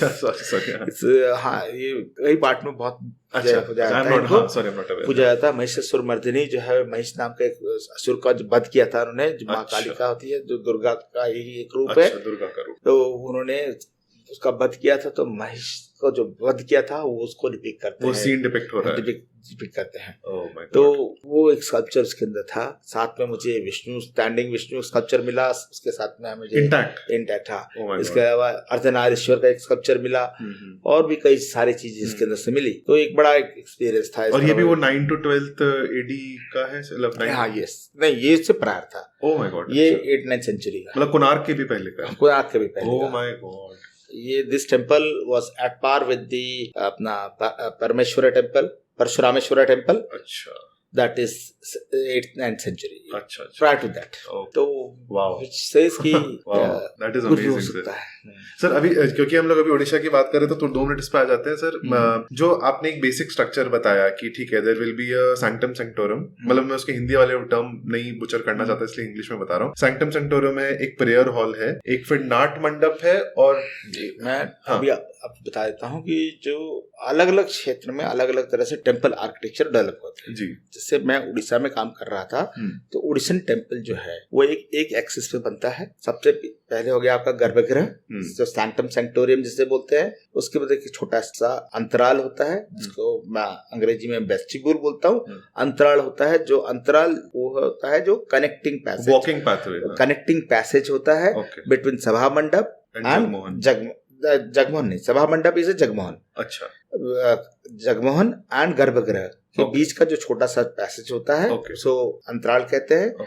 आपका पहले गर्भगृह हो गया, अंतराल आ गया, जगमोहन आ गया। उड़ीसा में हम जगमोहन कह रहे हैं, यहाँ पे हम सभा मंडप कह रहे हैं, रंग मंडप कह रहे हैं। अच्छा, फिर उसके बाद आता है नाट मंडप, जहाँ एंटरटेनमेंट होता था। नाट मंडप जहाँ पे नृत्य का परफॉर्मेंस होता है, भगवान के सामने नृत्य का परफॉर्मेंस होता है, नाट मंडप। उसके बाद होता है भोग मंडप, जहाँ पे भोग खाना खाते हैं। हाँ, तो इस तरह से ये एक ही एक्सेस पे होता है। अब जब हम श्री जगन्नाथ टेम्पल देखेंगे, गर्भगृह दिखेगा आपको, गर्भगृह के बाद में छोटा सा वेस्टिब्यूल है, अंतराल है, उसके बाद जगमोहन दिखेगा, जगमोहन के बाद नाट मंडप दिखेगा, नाट मंडप के बाद में भोग मंडप दिखेगा। लिंगराज में आएंगे तो आपको दिखेगा गर्भगृह, गर्भगृह तो स्मॉल वेस्टिब्यूल, वेस्टिब्यूल के बाद में आपको दिखेगा जगमोहन, जगमोहन को दिखेगा भोग मंडप, नाट मंडप नहीं, नाट मंडप नहीं है। और कोणार्क में डिस्टेंस है, जगमोहन और नाट मंडप के बीच में देयर इज अ डिस्टेंस। और फिर आप कोणार्क में आ जाएंगे, कोणार्क में आपको दिखेगा आपको पहले गर्भगृह, गर्भगृह के बाद में वेस्टिब्यूल छोटा सा है, उसके बाद में जगमोहन आ जाएगा, जगमोहन के बाद में डिस्कनेक्ट हो जाएगा और फिर नाट मंडप आएगा। जी सर, जहाँ पे वो डिस्कनेक्ट है, इज इट ट्रू कि वहाँ पे कोई अरुण स्तंभ था? अरुण स्तंभ था, और लायन के कुछ ये थे, अरुण स्तंभ जरूर था। और for the people of Nagpur मैं ये बताना चाहूंगा कि वो अरुण स्तंभ जो था उसको मराठों ने वहां से उठा करके श्री जगन्नाथ टेम्पल के सिंह द्वार के सामने, जो आज हम जो जाते हैं जब भी भगवान जगन्नाथ मंदिर में, तो जो स्तंभ देखते हैं, जो अरुण स्तंभ है वो कोणार्क का स्तंभ है, और वो मराठों ने ही उठा के वहां रखा था। जब उनकी डायनेस्टी वहां, जब मराठा के रूल था, जब वहां रूल था। वाओ सर, अभी जब क्योंकि जगमोहन की बात कर रहे हैं और ऑब्वियसली कंजर्वेशन जो एफर्ट हुआ था ब्रिटिशर्स का, जो उन्होंने रेत डाल दी थी अंदर, हम देखते हैं सर कि जैसे कि पुराने बहुत सारे, अब जैसे यहाँ मार्कंडा टेम्पल में भी गोंद लोगों ने कुछ ट्राई किया था उसको प्रिजर्वेशन करने का। हम देखते हैं कि कई बार लोग अपने करते हैं प्रिजर्वेशन एफर्ट्स लेते हैं। पुराने जमाने में 100 साल, ये 120 साल पुराना प्रिजर्वेशन एफर्ट था जो रेत डाल के स्टेबलाइज करने की कोशिश करी थी, जो आपने फिर बाद में जाके करेक्ट किया। वो आपका सबसे कॉम्प्लिकेटेड करेक्ट किया, ठीक है। और देखिए ऐसा एक्चुअली होता है कि conservation is a continuous process. जी, हम कोई घर बनाते हैं, आज हमने ये घर बना दिया, घर बनाने के 2 साल 3 साल बाद कहीं ना कहीं कुछ ना कुछ सीपेज आ गया, पेड़ या कुछ रीडू करते हैं, छोटा मोटा काम करते हैं। तो उस तरह से तो कंटिन्यूस प्रोसेस। जिस समय मंदिर बना, तो मान लिए एक मंदिर बना, मान लेते हैं हम कोणार्क मंदिर ही ले लेते हैं, कोणार्क मंदिर बना, कोणार्क मंदिर बनने के बाद में क्या उस वक्त कंजर्वेशन नहीं हुए होंगे? जरूर हुए होंगे, लेकिन we are not aware of it. कई बार हमें ऐसे अवशेष मिलते हैं कि हाँ ये कहीं ना कहीं निशान छूट जाते, मालूम पर देख के मालूम पड़ता है कि यार ये जो बीम है ये बाद में लगाई गई हो। बाद में क्यों लगाई गई होगी? तो देखते हैं कि यार हाँ इसका वेट ज्यादा हुआ था, तो they have provided additional beam load bear करने के लिए। तो ऐसी चीजें हमको बाद में देखने को मिलती है। आपको समझ में आता है कि समझ में आता है अलग है ये, और ये क्यों किया गया होगा, उसके लिए हम लोग सोचते हैं, पता चल जाता है। कोणार्क 15वीं शताब्दी तक, 16वीं शताब्दी तक नोन टेम्पल टू एवरीवन, 600 साल तक। 13वीं शताब्दी में बना और करीब करीब 16वीं शताब्दी में जो मुगल एम्परर ने भी उसको प्रेज किया है। अच्छा, उनके भी कोर्ट लिटरेचर के अंदर मेंशन्ड है कोणार्क। उसके बाद में गॉट लॉस्ट, समवेयर लॉस्ट। जब वो खत्म होने के कार पे था, तब भी वो इतना भव्य था, इतना बड़ा था कि जो मरीनर्स थे, जो शिप लेकर के ट्रैवल करते थे बे ऑफ बंगाल में, शिलोंग का चक्कर मारा, वहां से अंदर घुसे तो उनको दिखता था 7 पगोड़ा दिखता था पहले। 7 पगोड़ा यानी कि आज हमको 5 पंचरता दिखता है, लेकिन 2 और थे वो 7 पगोड़ा बोलते थे, उनको दिखते होंगे। दिखते थे तो मालूम पड़ता था हाँ मद्रास प्रेसिडेंसी में आ गए हैं। फिर आगे बढ़ते बढ़ते आते थे तो उनको व्हाइट पगोड़ा दिखता था। जब व्हाइट पगोड़ा दिखता था बोलता है हाँ उत्कल में आ गए। अच्छा, व्हाइट पगोड़ा यानी जगन्नाथ मंदिर दिखता था। तो उसके बाद फिर ब्लैक पगोड़ा जैसे दिखता था तो बोलते हाँ कोणार्क में आ गए, और यहाँ से हम लोग और थोड़ा आगे जाएंगे तो बंगाल में पहुंच जाएंगे। तो it was a marker for the mariners. और वो शिखर टूट गया तो शिखर टूट के गिर रहा था, तो they have complained and requested to the Viceroy of Bengal कि इसको कुछ करे, नहीं तो ये गिर जाएगा, नहीं तो इसके बाद हम लोग नहीं पाएंगे, को रास्ते में पाथ के लिए तकलीफ होता। तो it was acting like a pathfinder for some 100 years. So the story of the magnet is there true? No, it's all myth. Myth भी नहीं कहूंगा, ये ऑल ऐसी फैलाया हुआ चीज है, ऐसा कुछ भी नहीं है। मैं पर्सनली उस साइट के ऊपर, ये मेरी मम्मी की क्वेरी थी, मैंने पूछ लिया। मैंने पर्सनली उस पर काम किया है और ऐसा कुछ है नहीं जी। फिर उसके बाद British started doing conservation work, उसको थोड़ा सा साफ सुथरा किया, उसका वेजिटेशन वगैरह निकाला। वेजिटेशन वगैरह निकालने के बाद में जो उसकी जो आउटर वॉल थी, जगमोहन तो था बचा हुआ, लेकिन जो उसका जो मेन शिखर था वो गिर गया और गर्भगृह था वो पूरी तरह गिरा हुआ था। उन्होंने क्या किया कि स्टोन्स ब्लॉक लगा करके, मशीनरी स्टोन्स लगा करके जगमोहन की वॉल्स को रिटेन करने की, मतलब ये कॉन्डोलाइट नहीं था ये? हाँ सेम कॉन्डोलाइट यूज सेम यूज किया, उसको रोका, बचाने के बावजूद भी वो 1904 में इंजीनियर नोन एज बिशन स्वरूप, उन्होंने देखा कि ये अंदर से भी कोलैप्स करेगा, बाहर से तो हमने उनको अनस्टेबल हो गया है, उसको बाहर से तो हमने वेनरिंग बहुत अच्छी लगा दी है, लेकिन अंदर से गिरेगा। तो ही वांटेड कि एक अंदर एक मैसिव प्लेटफॉर्म बना जाए, प्लेटफॉर्म के ऊपर मैसिव पिलर बना करके उसको जगमोहन को अंदर से उसका जो आमलक है, आमलक इन सर्कुलर जो स्टोन, जो मेन स्टोन है जो अंदर से दिखता है, अंदर से उसको नीचे सपोर्ट दिया जाए। जो बाहर से आपको सर्कुलर वाला दिखता है, बड़ा वाला आमलक शेप में, उसको सपोर्ट दे दिया जाए ताकि वो गिरे नहीं।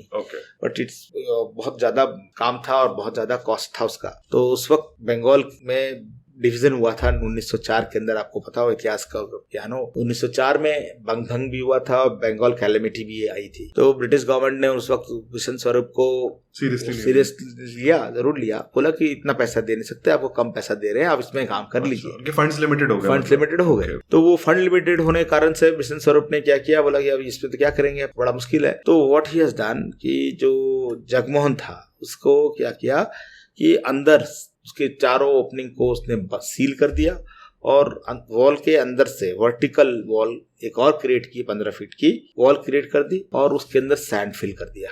सैंड फिल करने से टेम्परेरी क्या हो गया कि अंदर से जो प्रेशर स्टोन का जो अंदर की तरफ आ रहा था वो बाहर की तरफ एक्सर्ट हुआ और वो स्टेबल हो गया। और वो जो एफर्ट, वो उस वक्त की जो उनकी सोच थी, उस हिसाब से बहुत अच्छा था। बहुत अच्छा नहीं, मैं तो कहूंगा हैट्स ऑफ टू हिम कि आज जो कोणार्क हम देख रहे हैं, आज जो पूरा दुनिया कोणार्क देख रहा है, आज जो कोणार्क वर्ल्ड हेरिटेज मॉन्यूमेंट है, वो only because of the effort made by Bishan स्वरूप। अदरवाइज वो टेम्पल गिरता और फिर उसको बनाना बहुत मुश्किल हो जाता। अब ये घटना हो गई 1904 के आसपास। बाद 1935 तक पीडब्ल्यूडी ब्रिटिश पीरियड के अंदर उसको देखरेख कर रहा था। 1935 में आकर उसका फिर हम लोगों ने आर्कियोलॉजिकल सर्वे ऑफ इंडिया ने उसको नोटिफाई किया और सेंट्रली प्रोटेक्टेड मॉन्यूमेंट घोषित हुआ। उस तब भी पीडब्ल्यूडी उसको देखरेख कर रहा था। आजादी के बाद जब आर्कियोलॉजिकल सर्वे ऑफ इंडिया पूरी तरह से फुल फ्लेज आया, तब आर्कियोलॉजिकल सर्वे ऑफ इंडिया उसका कंजर्वेशन स्टार्ट किया। तब से लेकर के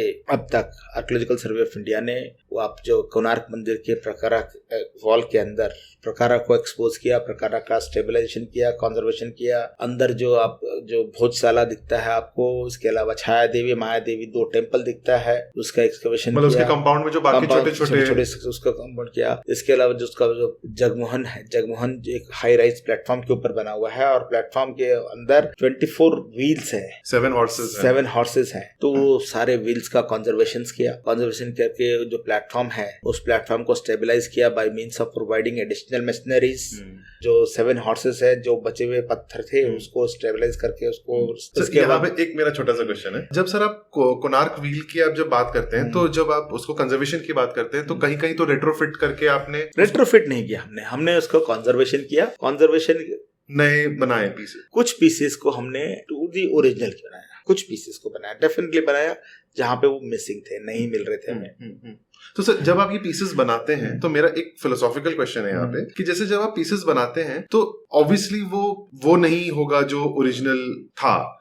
तो आपका एज अ सर्वे आपका क्या एफर्ट होता है कि जब टूरिस्ट आए या कोई थर्ड पर्सन देखे तो वो मिक्स हो जाए कि यू वांट टू हाईलाइट? हमारा जो आर्कियोलॉजिकल सर्वे ऑफ इंडिया जो भी कंजर्वेशन काम करता है वो करता है, एक हमारा नेशनल कंजर्वेशन पॉलिसी है जो 2015 में अस्तित्व में आया है। उससे पहले हम लोग का अपना दूसरा था जी। उसके तहत ही हम लोग काम करते हैं। हम लोग कोशिश करते हैं कि ओरिजिनल मटेरियल से ही उसका कंजर्वेशन हो और ओरिजिनल जो टेक्निक से जो बनाया गया वही टेक्निक को हम लोग करें। अच्छा। ओरिजिनल पत्थर से बनाया गया, even up to that matter कि हम लोग उसकी जो ओरिजिनल क्वेरी है वो क्वेरी को लोकेट करते हैं, उसी क्वेरी से ही हम पत्थर लाते हैं। और जो आर्टिस्ट होते हैं, आर्टिस्ट जो होते हैं, जो लोकल, जो अभी क्या होता है कि वहाँ पे लोकल आर्टिसंस होंगे, जैसे Konark was a very wonderful place जहाँ पे लोकल आर्टिस्ट आज की तारीख में भी अवेलेबल हैं। वही उनकी वंश, हाँ, उन्हीं के वंशज जो है महाराणाज हैं। कोणार्क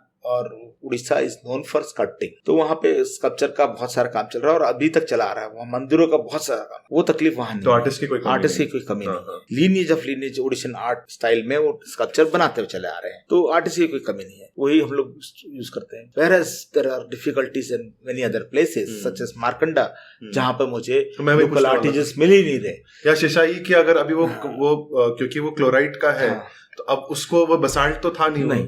अब वहाँ पे देखिए सिरसाई में मुझे करने की नहीं, वहाँ जरूरत नहीं पड़ी। मारकंडा में मुझे जरूरत है, लेकिन वहाँ पे मेरे को आर्टिसंस नहीं मिल रहे। गढ़चिरौली तो ऐसा जगह है नहीं, वहाँ पे क्या था, कैसे बनाया ये पता नहीं है। तो I am importing artisans from Rajasthan से लेके आ रहा हूँ, नेक्स्ट बेस्ट पॉसिबल जो है उस तरह से मैं काम कर रहा हूँ, तो वो वहाँ पे मिल रहा है। हम लोग जो हमारा जो archaeological national policy of conservation है, उसके तहत हम लोग क्या करते हैं, मोटिव्स को, ज्योमेट्रिक पैटर्न्स को, लीनियर पैटर्न्स को हम लोग रेप्लिकेट कर सकते हैं। वेयर एज स्कल्पचर्स, जो ह्यूमन स्कल्पचर है, उसको हम नहीं बनाएंगे, वो टूटा हुआ लगा ही रहेगा। अच्छा, खाली motifs, floral motif, geometric patterns, इसको हम लोग, जैसे वो व्हील अगर है, व्हील है तो व्हील के खाली आपको एक वेज जा रहा था तो हमने वो वेज बना दिया। आप व्हील को भी अब ध्यान से देखेंगे तो व्हील के अंदर भी अंदर कार्विंग्स है, अंदर नहीं, छोटी कार्विंग्स है। लेकिन आर्कियोलॉजिकल सर्वे ऑफ इंडिया ने वो व्हील के जो चेंज किए हैं, जो पोर्शन, वो प्लेन छोड़ा हुआ है। अच्छा, तो आप इट्स अ क्लियर डिस्टिंक्शन, आप छुपा नहीं रहे हैं। क्लियर डिस्टिंक्शन कि ओरिजिनल ये था और जो कंजर्वेशन किया हुआ था ये है। इसी को लेकर के करीब 15-20 साल से उड़ीसा में बहुत हंगामा हो रहा था। लोग कह रहे थे कि उड़ीसा का कोणार्क मंदिर के अंदर आर्कियोलॉजिकल सर्वे ऑफ इंडिया ने प्लेन पत्थर लगा दिया है और मूर्तियां सब घसती जा रही, खत्म होती जा रही है, ये पत्थर लगाए जा रहे हैं। और पत्थर लगाने से क्या होगा कि एक दिन तो कोणार्क मंदिर के सारे स्कल्पचर गुम हो जाएंगे और ये जबरदस्त वाकया बन गया था ऐसा कि एक बंदे ने तो एफआईआर कर दी एएसआई के ऊपर कि इन्होंने मूर्ति निकाल लिया, पत्थर लगा दिया। लोग इतने इमोशनल है, पैशनेट है, तो बड़ा ऐसी सिचुएशन बन जाती है। तब हमने देखा, उसके बाद में प्लेन पत्थरों को मैटर कोर्ट में गया हमारी कंजर्वेशन पॉलिसी के तहत। फिर हमने काम करना शुरू किया और फिर मेरे ही रेजिम में केस के अंदर हमने एक टेस्ट केस लिया, एक नॉर्दर्न साइड का एक स्ट्रिप लिया पूरा, और हमने जो कार्विंग्स थी, जो मोटिव्स थे, उसको रेप्लिकेट करके लगाया, प्लेन पत्थर को निकाला। अभी भी आप जाएंगे तो आपको दिखेगा, and it is appreciated by well known artists of India, और वो लोकल आर्टिजन से ही मिल गया। तो उसमें बहुत रिसर्च लगी कि वो पैटर्न, वो डिजाइन कौन सी होगी। वहां तो प्लेन पत्थर लगा हुआ है, मुझे पता भी नहीं है क्या लगा होगा। तो थाउजेंड्स ऑफ पिक्चर्स, पुराने ग्लास नेगेटिव्स हमने स्कैन देखे, जो आपने डॉक्यूमेंट किए थे। पुराने डॉक्यूमेंटेशन बहुत इंपॉर्टेंट चीज होती है, वो बाद में आएंगे। तो हमने पुराने जो हमारे जो डिजिटल लाइब्रेरी है, फोटो लाइब्रेरी है, वो फोटो लाइब्रेरी से सारे किताब फोटोग्राफ्स निकाले, देखे, चेक किए। फिर principles of architecture and design of temples को स्टडी किया। जो पोर्शन अवेलेबल था अदर साइड का, वो पोर्शन को भी देखा हमने। वो देखने के बाद में वहाँ पर वो डिजाइन और मोटिफ एंड मोल्डिंग्स को रेप्लिकेट किया। जो जेन्युइनली नहीं होता है वो आपने किया। नहीं, जेन्युइनली कर सकते हैं। अच्छा, कर सकते हैं, but it needs lots of effort. मैंने बताया ना आपको, बहुत रिसर्च करना पड़ता है। तो क्या टूरिस्ट अब डिफरेंस बता सकते हैं? लोग, पीपल आर हैप्पी कि हाँ एक स्ट्रिप हुआ है, but now people are claiming कि नहीं यार, इसको आगे बढ़ाओ और आगे करो, करेंगे लोग सब। Wow, that is wonderful sir. मतलब इतना अमेजिंग है ये सर। अभी मैं कोणार्क के बाद में यहाँ काम कर रहा हूँ मारकंडा में भी। मारकंडा बता दे कि एक ग्रुप ऑफ टेम्पल्स है मारकंडा, जो गढ़चिरौली डिस्ट्रिक्ट में है, गंगा नदी के किनारे में है। और वहाँ पर एक शिवकट मंदिर है उसकी, और जिसको हम लोग आम बोलचाल की भाषा में गढ़चिरौली में और महाराष्ट्र में कहते हैं खजुराहो ऑफ महाराष्ट्र जी, खजुराहो विदर्भा, खजुराहो इन विदर्भा। तो इसलिए भी कहते हैं क्योंकि वहाँ पर जो स्कल्पचर, जो मंदिर के अंदर जो स्कल्पचर्स आर वंडरफुल, पूरा टेम्पल कार्व्ड है। अब ये शिखर कुछ लाइटिंग के कारण से ये गिर चुका था, और टूटने के बाद में करीब 200 साल पहले इस पे कुछ कंजर्वेशन के काम हुए। कुछ एफर्ट गांव वालों ने ही, लोगों ने ही किए, और करने के बाद में उसको बचाने का कोशिश किया, बचाया गया। बहुत अच्छा एफर्ट था, उन लोगों ने बहुत मेहनत से बचाया। उसके बाद 2015 के अंदर आर्कियोलॉजिकल सर्वे ऑफ इंडिया ने इसका कंजर्वेशन शुरू किया और उसको सीखा को ही नहीं, पूरा को खोला और फिर काम उसको वापस लगाने की कोशिश कर रहे थे। समहाउ बीच में ये काम बंद रहा। पिछले साल ही हमने इस काम को दोबारा शुरू किया है मेरे आने के बाद में, और उसको आज हम लोग 13th लेयर पे हैं। 22 लेयर में से 13th लेयर पे पहुंच गए हैं। और वो भी एक 8 लेयर बाकी है। वो भी हम लोग एफर्ट कर रहे हैं, पहुंचे जल्दी। अब क्या हो रहा है कि जो टोटल जो पत्थर जो वहाँ पे हमारे पास अवेलेबल है, जो एंशिएंट ओरिजिनल स्टोन्स है, वो 60% ही है। 40% स्टोन्स हमको नया लगाना है। अब वो नया लगाने के लिए अब हम लोग वहाँ पे कौन सा मोटिव बनाए, कौन सा डिजाइन बनाए, क्या करें, ये बड़ा बहुत ट्रिकी क्वेश्चन है। इसके लिए अभी मैं इस पे काम कर रहा हूँ। कौन सा डिजाइन आएगा, कौन सा मोटिव आएगा, जो अवेलेबल जो भी स्टोन्स है हमारे, उसको देख करके हम लोग उसको रेप्लिकेट करने की कोशिश कर रहे हैं। Efforts we are doing. 1-2 samples हमने बना लिए हैं। सर, जब आप कंजर्वेशन करते होंगे तो आप कहीं ना कहीं एक रिवर्सिबिलिटी भी एस्टैब्लिश करनी पड़ती है कि आगे जाके और मॉडर्न। हाँ, ऐसा तो नहीं। और मॉडर्न टेक्निक क्या है कंजर्वेशन के अंदर, क्या होता है कि रिवर्सिबिलिटी इसलिए रखनी होती है कि अगर कोई गलत हो जाए, कोई चीज गलत हो जाए, तो हम उसको निकाल के खोल के दोबारा रेटिफाई कर सके। राइट। जैसे आप कोई केमिकल ट्रीटमेंट कर रहे हैं, केमिकल कंजर्वेशन प्रिजर्वेशन ज्यादा, केमिकल ट्रीटमेंट के अंदर रिवर्सिबिलिटी करना जरूरी, ओरिजिनल वापस मिल जाए हमें। जैसे भी मैं देख रहा था कि मारकंडा में आप 2 स्टोन्स को आपने पहले तो उसको पूरा निकाला, स्टैच्यूज को, उनको डॉक्यूमेंट किया, फिर जब आपने उनको वापस से लगाया तो वो जैसे मेरे इमेजिन में, मतलब लेमैन लैंग्वेज में कहूंगा, वो स्टेपलर जैसे देयर वर 2 क्लैंप्स लगाया। क्लैंप्स ऑल रिवर्सिबल है। रिवर्सिबल भी है। पहले भी क्लैंप लगे हुए थे। ओरिजिनली जो हो ड्राई मशीनरी के ऊपर है वो। अच्छा। स्टोन के अंदर की बना करके फिक्स करते हैं उसको। अच्छा, लॉक एंड की सिस्टम होता है, उसको करते हैं। प्लस साथ में वो लोग क्या करते थे उस वक्त, उन्होंने लगाया आयरन क्लैंप्स। अच्छा। अब ये आयरन क्लैंप्स जो होते हैं, ये बहुत डेडली हो जाते हैं समय के साथ में। जैसे जैसे पानी सीपेज करके पानी अंदर जाता है, समय के साथ में ऑक्सीडाइजेशन प्रोसेस स्टार्ट होता है। और जैसे जैसे आपको पता होगा कि आयरन जैसे जैसे ऑक्सीडाइज होगा, उसकी थिकनेस जो है वो बढ़ती जाएगी, वॉल्यूम बढ़ता जाएगा। टूट भी सकता है, वॉल्यूम बढ़ेगा, टूटेगा तो सही। हाँ। वो तो जैसे जैसे पत्थर के अंदर फिक्स है, वो वॉल्यूम बढ़ता जाएगा, तो पत्थर के अंदर क्रैक डेवलप करता है। तो क्रैक डेवलप करते ही वो पत्थर अलग हो जाता है। और यही this is the one of the major problem issues with ancient temples. जो टेम्पल्स टूट के गिर रहे हैं, उसमें एक one of the reason is use of iron clamps. अब हम लोग क्या कर रहे हैं, वेरेवर इट इज पॉसिबल, जब भी हमें कंजर्वेशन का मौका मिलता है, जब भी हम कंजर्वेशन कर रहे होते हैं, iron clamps are being replaced by steel clamps. Now people are started using nickel also. Molten nickel को पिघला करके निकल डाल देते हैं। तो निकल से भी वही सेम स्टेबिलिटी आ जाती है। तो these are things we are using it. पहले not only iron clamps, wooden dowels भी यूज किए हैं। I have seen several monuments where wooden dowels has been used. Would भी तो एक्सपैंड होता है पानी से, होता है, लेकिन वुड भी सीजन वुड लेंगे तो नहीं होगा। अच्छा। कोई क्वालिटी के वुड लेंगे तो नहीं होगा। तो I have seen certain monuments and ancient temples and structures where wooden clamps are used. तो इस तरह से चीजें दिखती आती है, आदमी इम्प्रोवाइज करता जाता है। कंजर्वेशन का कोई सेट पैटर्न नहीं है। सर, ऐसे कोई कंजर्वेशन एफर्ट्स हैं which have और मेथड्स हैं which have stood the test of time, जो आज भी आप कहेंगे कि उन्होंने भले ही 100 साल 150 साल पहले किया था, 1000 साल पहले किया था, पर वो है, चलता आ रहा है। कोणार्क सन टेम्पल कोणार्क, जिसके अंदर सैंड फिल किया था, सैंड फिल करके आज हम लोग 200 साल से। पर सर वो sand was life saving for Konark. पर एट द सेम टाइम आपको उसको अंडू करने में, निकाल के उसको रिप्लेस करने में, इट वाज अ जगन्नाथ जिसको बोलते हैं टास्क का, जगन्नाथ टास्क था। जगन्नाथ टास्क है। देखिए, अभी भी इंसान निकला नहीं है, अभी एफर्ट्स कर रहे हैं। I started removing it. मैंने उसका पूरा जो सिस्टम है पूरा फॉर्मुलेट कर दिया, किस तरह से निकालना है, कैसे करके निकालना है, सिस्टम बना दिया। And due to administrative issues मेरा ट्रांसफर हो गया। मेरे बाद में मेरे प्रिंसिपल उसको कर रहे हैं, अभी चल रहा है, वो निकला नहीं है। अभी निकालने के लिए अभी और एफर्ट लगेंगे। लेकिन देखिए, मतलब ऐसे जरूर कंजर्वेशन एफर्ट्स हैं। जिससे आप देखिए, अजंता एलोरा हो गया आपका, वहां पे भी कंजर्वेशन एफर्ट्स बहुत जबरदस्त है। तो आपके सालों पुराने कंजर्वेशन एफर्ट्स है। फिर आपके एलिफेंटा केव्स हैं, उसके अंदर देखिए आप पिलर्स, साथ में पिलर हमने बना दिया है, मिशनरी पिलर्स भी आए हैं, तो सेव गार्ड दी रॉक कट स्ट्रक्चर। इस तरह से आप चले जाइए, कंजर्वेशन एफर्ट देखने के लिए, तो जगन्नाथ टेम्पल में itself is a huge effort taken by government of India, archaeological survey of India, deplastering work किया गया।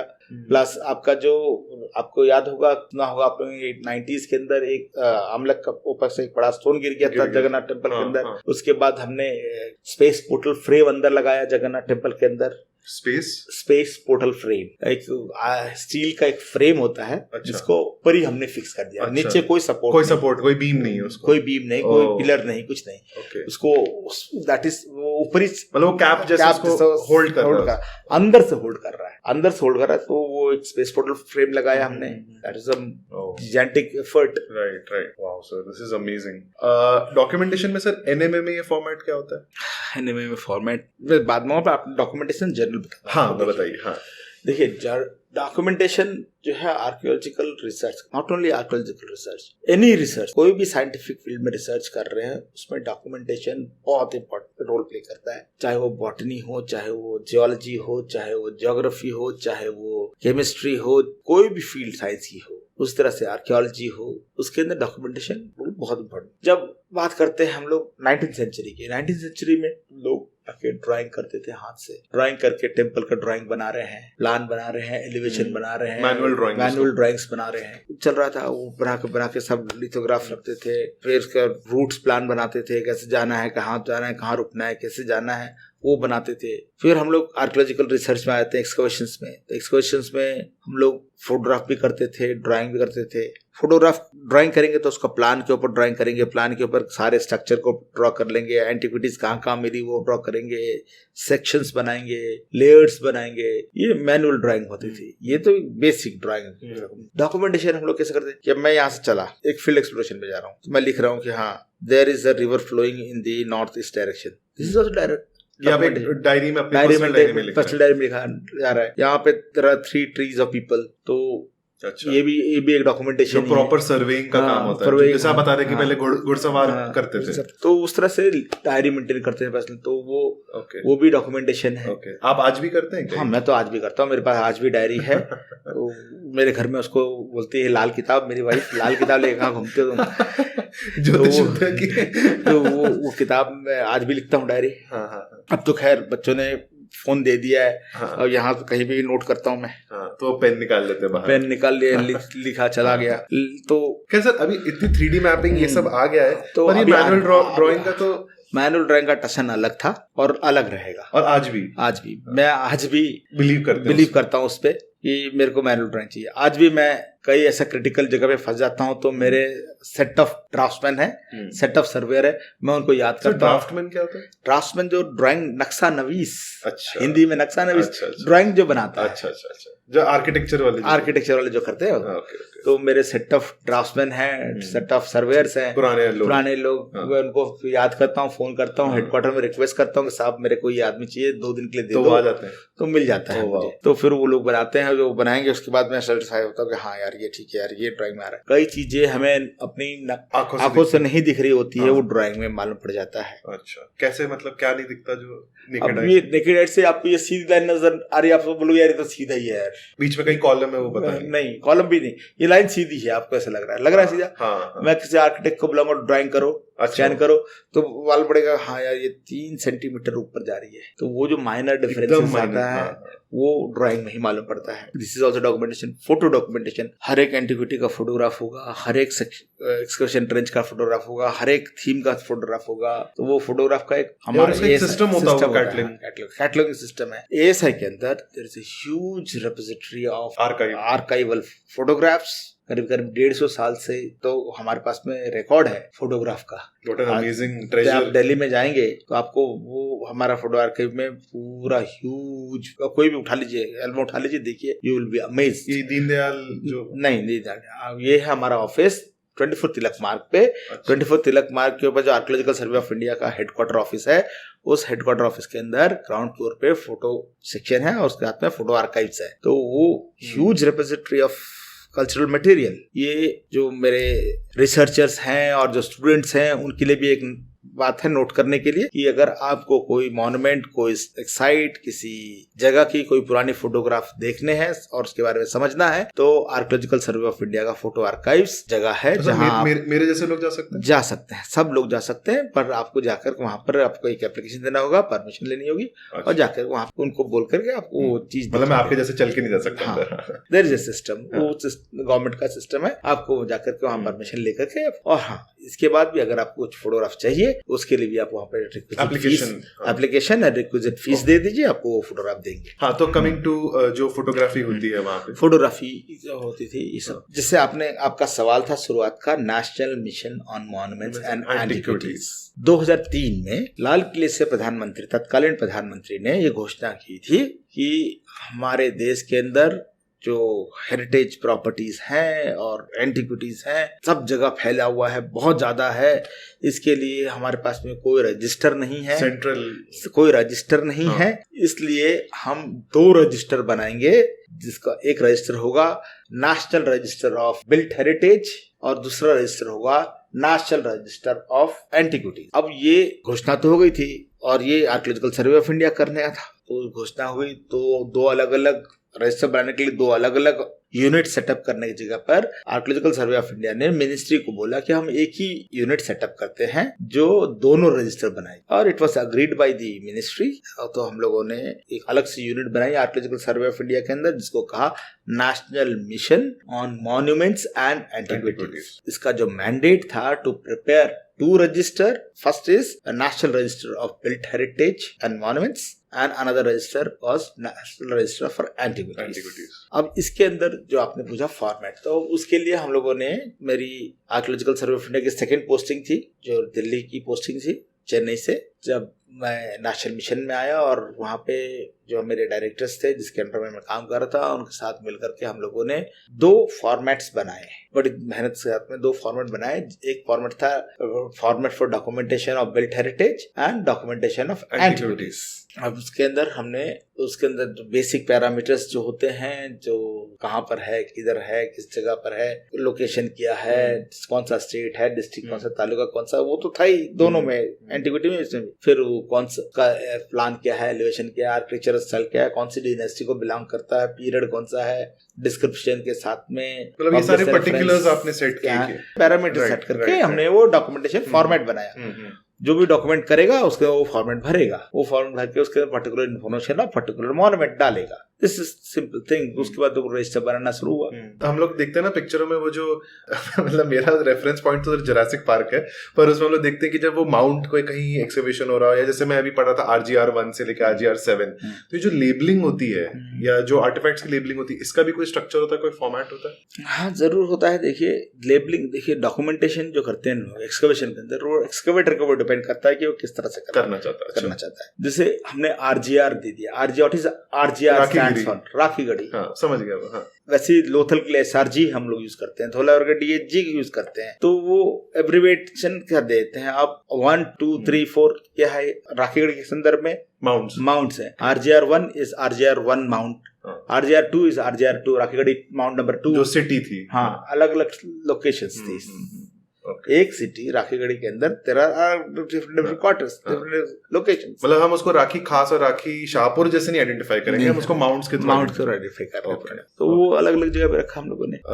जैसे आप स्टार्टिंग में बता रहे थे कि जो आपने कहा था कि ह्यूमन स्टोरीज आप कनेक्ट कर रहे हैं, आप पुरानी चीजों को याद कर रहे हैं, और ऐसा कभी होता है कि सर कोई किसी फ्लैशबैक मोमेंट टाइप जहां पे आप you get transported to that world, that time, you start imagining कि वहां पे कैसा होता होगा, क्या लाइफस्टाइल होती होगी? डेफिनेटली। देखिए हम लोग, मेरे जितने मेरे पास लड़के लोग आते हैं, नए लड़के जो सीख रहे हैं, आर्कियोलॉजी समझ रहे हैं, स्टूडेंट्स जो भी आते हैं, तो उनको मैं हमेशा कहता हूँ कि आपको आर्कियोलॉजी करनी है तो start asking questions. Use all W and 1H. And what is all W and 1H? What, where, when, why, yes. and how. अगर आपने कोई पत्थर का टुकड़ा उठाया तो आप पूछिए, अपने आप से पूछिए कि what is it, and try to find out it कि what is it. तो आपको मालूम पड़ा, चलो किताब देखिए, फोटोग्राफ देखिए, लोगों से पूछा तो मालूम पड़ा क्या, it's an हैंडेक्स। यार ये हैंडेक्स है, what का तो आंसर मिल गया, how, अब how it has been made, तो कैसे बना, ये तो बाइफेशियल है यार हैंडेक्स, उसको फ्लेकिंग हमने शायद दोनों तरफ से हुई, that is why it is bifacial. मतलब दोनों तरफ से यूज होता है? नहीं, फ्लेक उसको बनाने के लिए दोनों तरफ अच्छा, फ्लेक निकाली। ओके ओके, दोनों तरफ फ्लेक निकाली, ओके। तब ये हो गया ठीक है बाइफेशियल है। इसका एक बट एंड है, एक पॉइंटेड एंड है, पियर शेप में है, बिलोंग्स टू मद्रासियन इंडस्ट्री, शिवलिन टूल है। तो इस तरह से what, where it has been found, when it was made, कब बनाया होगा, तो उसको वो आंसर ढूंढिए, why it was made, how it was made. तो आप जब all W and 1H apply करोगे तो ऑब्वियसली आपको सारी चीजें मिल जाएगी, निकलती जाएगी। और आपको एक चीज हमेशा मेरे टीचर्स कहते थे, अगर तेरे को कोई हैंडेक्स मिलता है तो don't see it as an handaxe only, don't see it as a piece of a stone, see a person who has made it. आप उस आदमी को समझने की कोशिश करें, उस व्यक्ति को समझने की कोशिश करें कि उसने किस परिवेश में, किस स्थिति में उस टूल को बनाया और वो कौन था, क्यों बनाया, किस लिए बनाया, वो आदमी को समझने की कोशिश करें, तभी आप आर्कियोलॉजी कर सकेंगे, अन्यथा नहीं कर सकेंगे। ऐसी कोई आपके मन में कोई ऐसे लोगों के दृश्य बनते हैं कि ये ऐसा रहा होगा, ये ऐसा रहा?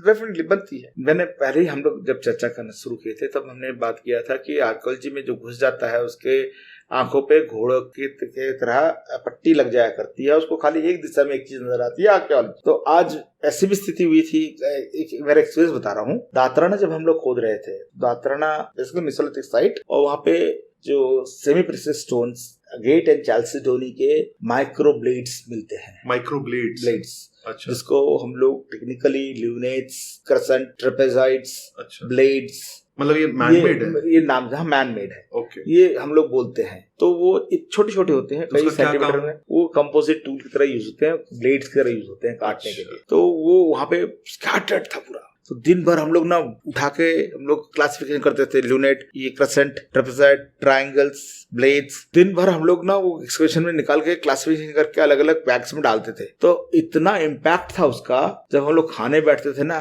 तो खाने के प्लेट के अंदर अगर प्याज कटी हुई रखी थी ना, वो दोपहर में सैलेड्स, तो सैलेड्स में भी हमको वो क्रेसेंट और ल्यूनेट नजर आया करता था। तो आप समझ सकते हो कितना आदमी अंदर इन्वॉल्व हो जाता है। राइट। सर, जब आप इतना इन्वॉल्व होते हैं तो जहाँ पे इंटरप्रिटेशन का स्कोप है वहाँ पे मिस इंटरप्रिटेशन का भी थोड़ा स्कोप होता है। कभी जैसे अभी हमने देखा कि सनौली में जो अभी मंजुल सर कर रहे हैं, चैरियट निकला, लोग उसको कहने लगे ये बुलक कार्ट है। जब ऐसी सिचुएशन आती है तो व्हाट इज, जैसे मेरा एक इंटरप्रिटेशन है, एक आपका इंटरप्रिटेशन है, तो किसका इंटरप्रिटेशन इज बेटर? जब कंपीटिंग थॉट्स है तो रेफरी कौन करता है? कंपीटिंग थॉट, देखिए, दीज आर इंडिविजुअल्स क्लेम। अगर किसी इंडिविजुअल ने क्लेम किया है, डॉक्टर संजय मंजुल ने क्लेम किया कि ये चैरियट है, वो जब तक क्लेम नहीं करते जब तक उस खुद सेटिस्फाइड नहीं हो जाए और उनको वो प्रूव करने के लिए एविडेंसेस ना हो, वो सब इकट्ठा करने के बाद, अपना रिसर्च करने के बाद, जब वो पूरी तरह से समझ गए कि ये चैरियट है, तभी उन्होंने अपना पहला पेपर लिखा। लिखने के बाद में जहाँ पे भी उन्होंने प्रेजेंटेशन किया, वहाँ पे जिन लोगों ने देखा उन लोगों ने भी उसको माना। इसी तरह से देखिए, अलग अलग फोरम्स हैं इंडिया के अंदर जहाँ पर हम लोग हमारे जो काम को प्रेजेंट करते हैं। आर्कियोलॉजिकल सर्वे ऑफ इंडिया है ही आपके पास में, इसके अलावा अलग अलग रिसर्च एसोसिएशंस हैं हमारे, जहाँ पे हम लोग अपने कामों को हम प्रेजेंट करते हैं जी, और लोग उसको फिर मानते हैं। और सनौली इतनी बड़ी डिस्कवरी हुई कि not only in India, everyone from the across the world wanted to come and see the objects, because it is challenging a lot of theories. तो पूरे हिंदुस्तान के बड़े बड़े प्रोफेसर्स, जो बड़े बड़े मास्टर्स थे आर्कियोलॉजी के, वो पर्सनली साइट पे गए, पर्सनली उन्होंने देखा, उनके मटेरियल को देखा, उनके डिस्कशन को सुना। उसके बाद में सबने माना कि नहीं, चैरियट तो है। तो बहुत डिफिकल्ट होता है। जैसे मैं बता दूं आपको कि विष्णु, शेषी साई विष्णु मुझे मिल गया यहाँ पर सिंदखेड राजा में। अब उसको मैं लिखना शुरू कर रहा हूँ, लिखना शुरू कर चुका हूँ, मतलब आप अपना रिसर्च रिपोर्ट लिख रहा हूँ। तो रिसर्च लिखने के जब मैं शुरू किया तो some of my senior colleagues, senior fellow friends, there's a textual reference Arun चाहिए, वेदास, पुराणास।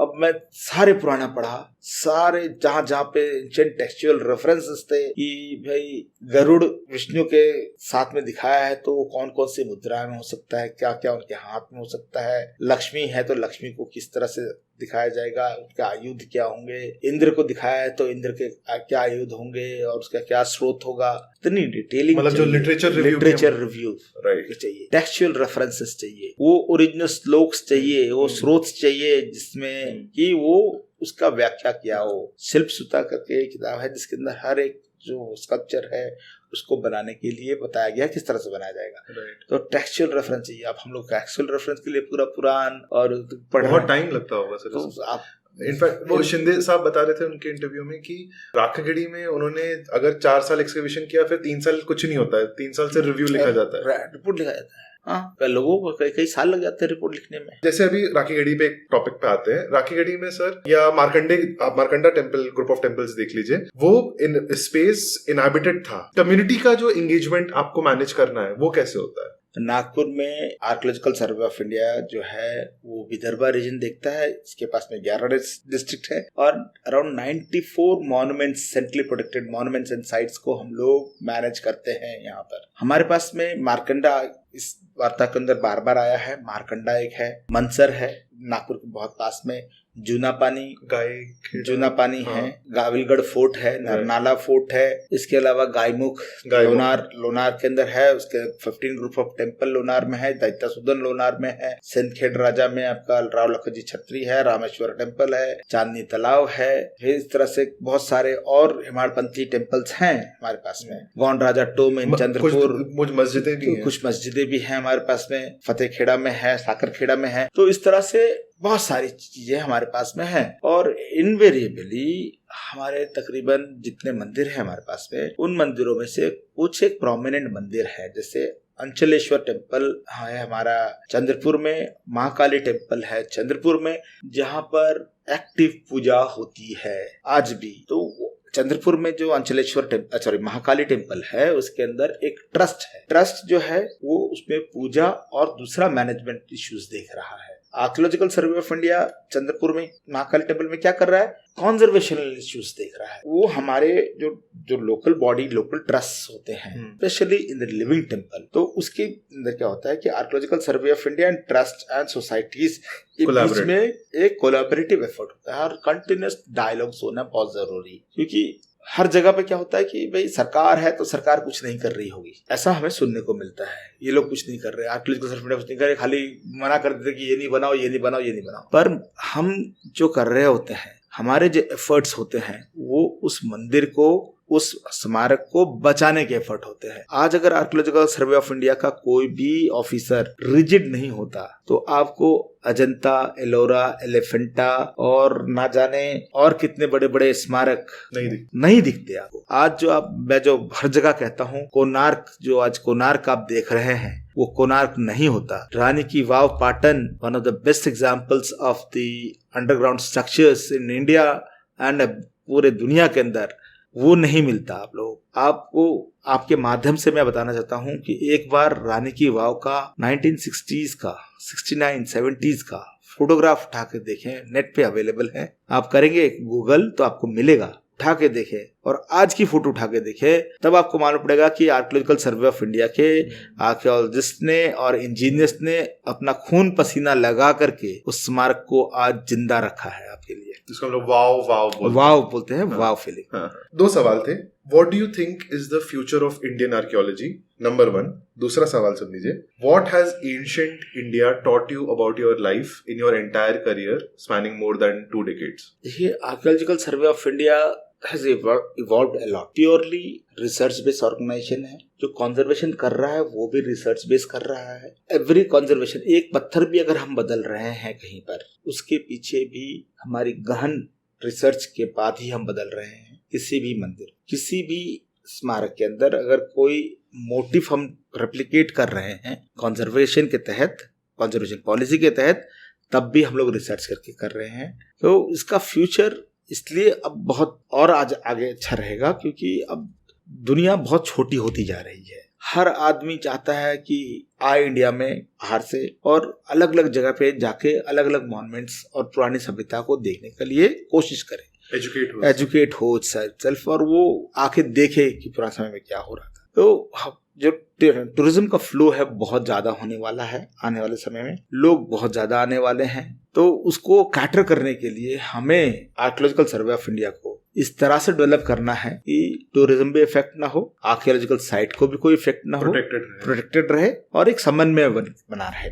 एक तो ये है। दूसरा, हम लोग बार बार ये सुनते हैं कि जो हमारा इतिहास है वो गलत लिखा है, गलत नहीं लिखा है। जो आज हम लोग रिसर्च करके, आर्कियोलॉजिकल रिसर्च करके जो आर्कियोलॉजिकल जर्नल्स में पब्लिश हो रहा है, आर्कियोलॉजिकल मैनुअल्स में पब्लिश हो रहे हैं, आम लोगों तक नहीं पहुंच रहा है। तो हमारा प्रयास रहना चाहिए कि जो रिसर्च हम कर रहे हैं, जो हम रिसर्च कर रहे हैं, वो आम पब्लिक तक पहुंचे, हाईलाइट हो, पब्लिक तक पहुंचे, प्लस स्कूल सिलेबस में इनकॉर्पोरेट हो। जब तक हम अपने कल्चर को, अपने बच्चे को नहीं पढ़ाएंगे, तब तक हम अपने आप को, खुद को भी अप्रिशिएट नहीं कर पाएंगे। अगर हमको खुद को, अपने आप को अप्रिशिएट करना है तो अपने कल्चर को अप्रिशिएट करना बहुत जरूरी है, और उसको आगे ले जाने के लिए हमारे बच्चों को पढ़ाना बहुत जरूरी है। स्कूल में इनकॉर्पोरेट होना चाहिए बहुत सारे चीजें, बहुत सारे as a story telling. School के बच्चों को एज ए स्टोरी टेलिंग ये बताइए कि हरप्पन्स क्या थे, हरप्पन जब खत्म होने लगे तो क्यों खत्म होने लगे, खत्म होते होते वो कहाँ चले गए, क्या वो इंडस रिवर को छोड़ करके यमुना की तरफ आए, यमुना को पार करके गंगा की तरफ आए, जो हम किताब में पढ़ता है सेकेंड अर्बनाइजेशन, तो second urbanization and decline of Indus civilization के बीच में क्या हो रहा था, ये समझ आज हमारे पास है। तो वो बताने की जरूरत है, अपडेट करने की जरूरत है, किताबों को अपडेट करने की जरूरत है। तो उस तरह से आगे पढ़ेंगे। एक सवाल और था आपका सर, आपको एंशिएंट इंडिया ने क्या सिखाया आपका पूरे करियर में? What is your learning from your career? That's what I told you. नहीं, ये तो आपकी Indian future of Indian archaeology बताइए। देखिए, आर्कियोलॉजिकल सर्वे ऑफ इंडिया और archaeology as a discipline, as a subject has taught me a discipline, patience, discipline बहुत important है। मैंने करीब ये 22-23 साल के सर्विस के अंदर करीब 14 साल 15 साल फील्ड में निकला है। लगातार मैंने एक्सकर्शंस किए हैं। तो सुबह जल्दी उठना, तैयार हो जाना बैग पैक के साथ में, टेंट में फिर निकल जाना, 1-12 तक खोदना, वहीं बैठ कर लिखना, रिकॉर्ड करना, फिर पैक करके खाना खाने आना, टेंट साइट पे खाना खा के फिर 2 बजे 2:30 बजे साइट पे पहुंच जाना, फिर खोदना, शाम को फिर फोटोग्राफी के लिए साइट तैयार करना, फोटोग्राफी करके वापस आना, सारा एंटिक्विटी को रजिस्टर कर लिखना, पढ़ना, फिर सो के फिर सुबह जल्दी उठ। तो discipline and routine which subject ने जो मेरे को दिया है लाइफ में, दैट इज अमेजिंग। जिसको बोलते हैं ना सर कि धूप में बाल ऐसे सफेद नहीं होते, वो आपने एक्चुअली में किया। Well, thank you so much sir for giving me your time. It is an absolute honour to have you here. आपसे आज इतना कुछ सीखने मिला। आई थिंक ये हमारा सबसे लंबा पॉडकास्ट बनेगा आज तक का। मेरे को कैसा बनेगा। Thank you so much sir. आप अपना प्लीज एक बार जाने के पहले अपना थोड़ा सा रिव्यू दे कि आपका कैसा एक्सपीरियंस था। अगर कोई आपका क्रिटिसिज्म है बताइए, मैं करेक्ट। नहीं, कुछ नहीं, ऐसा कुछ नहीं यार। अच्छा, देखो, आदमी हर बार नई चीज सीखता है। आप जितना करते जाओगे एक चीज सीखते जाओ। मैं तो हमेशा तैयार रहता हूँ नया चीज सीखने के लिए। जैसे ही आपके लिए आपको खुद मालूम पड़ेगा, आप अपना 4 साल पहले का पॉडकास्ट उठा कर सुनिए, उसके बाद फिर पिछले बार वाला पॉडकास्ट सुनिए, उस वक्त मैंने ऐसे किया था, इस वक्त से क्या इम्प्रूवमेंट हुआ। खुद अपने आप को एनालाइज करिए, वही better. You are the best जज of yourself. Thank you. और किसी की बात पे विश्वास मत रखो। ठीक है सर। लोग तो बोलेंगे यार मैं कितना भी अच्छा कर लूंगा ना, मैं को कहीं से आता हूँ बोलता हूँ यार today I have done the best thing, उसी दिन सबसे ज्यादा क्रिटिसिज्म मेरे को मिलता है। सही कह रहे हैं। तो वही है। चलिए ठीक है। Thank you. If you learned something new from this episode of the Horsemouth podcast, do rate and review us on Spotify, Instagram, X, or wherever people engage with you the most.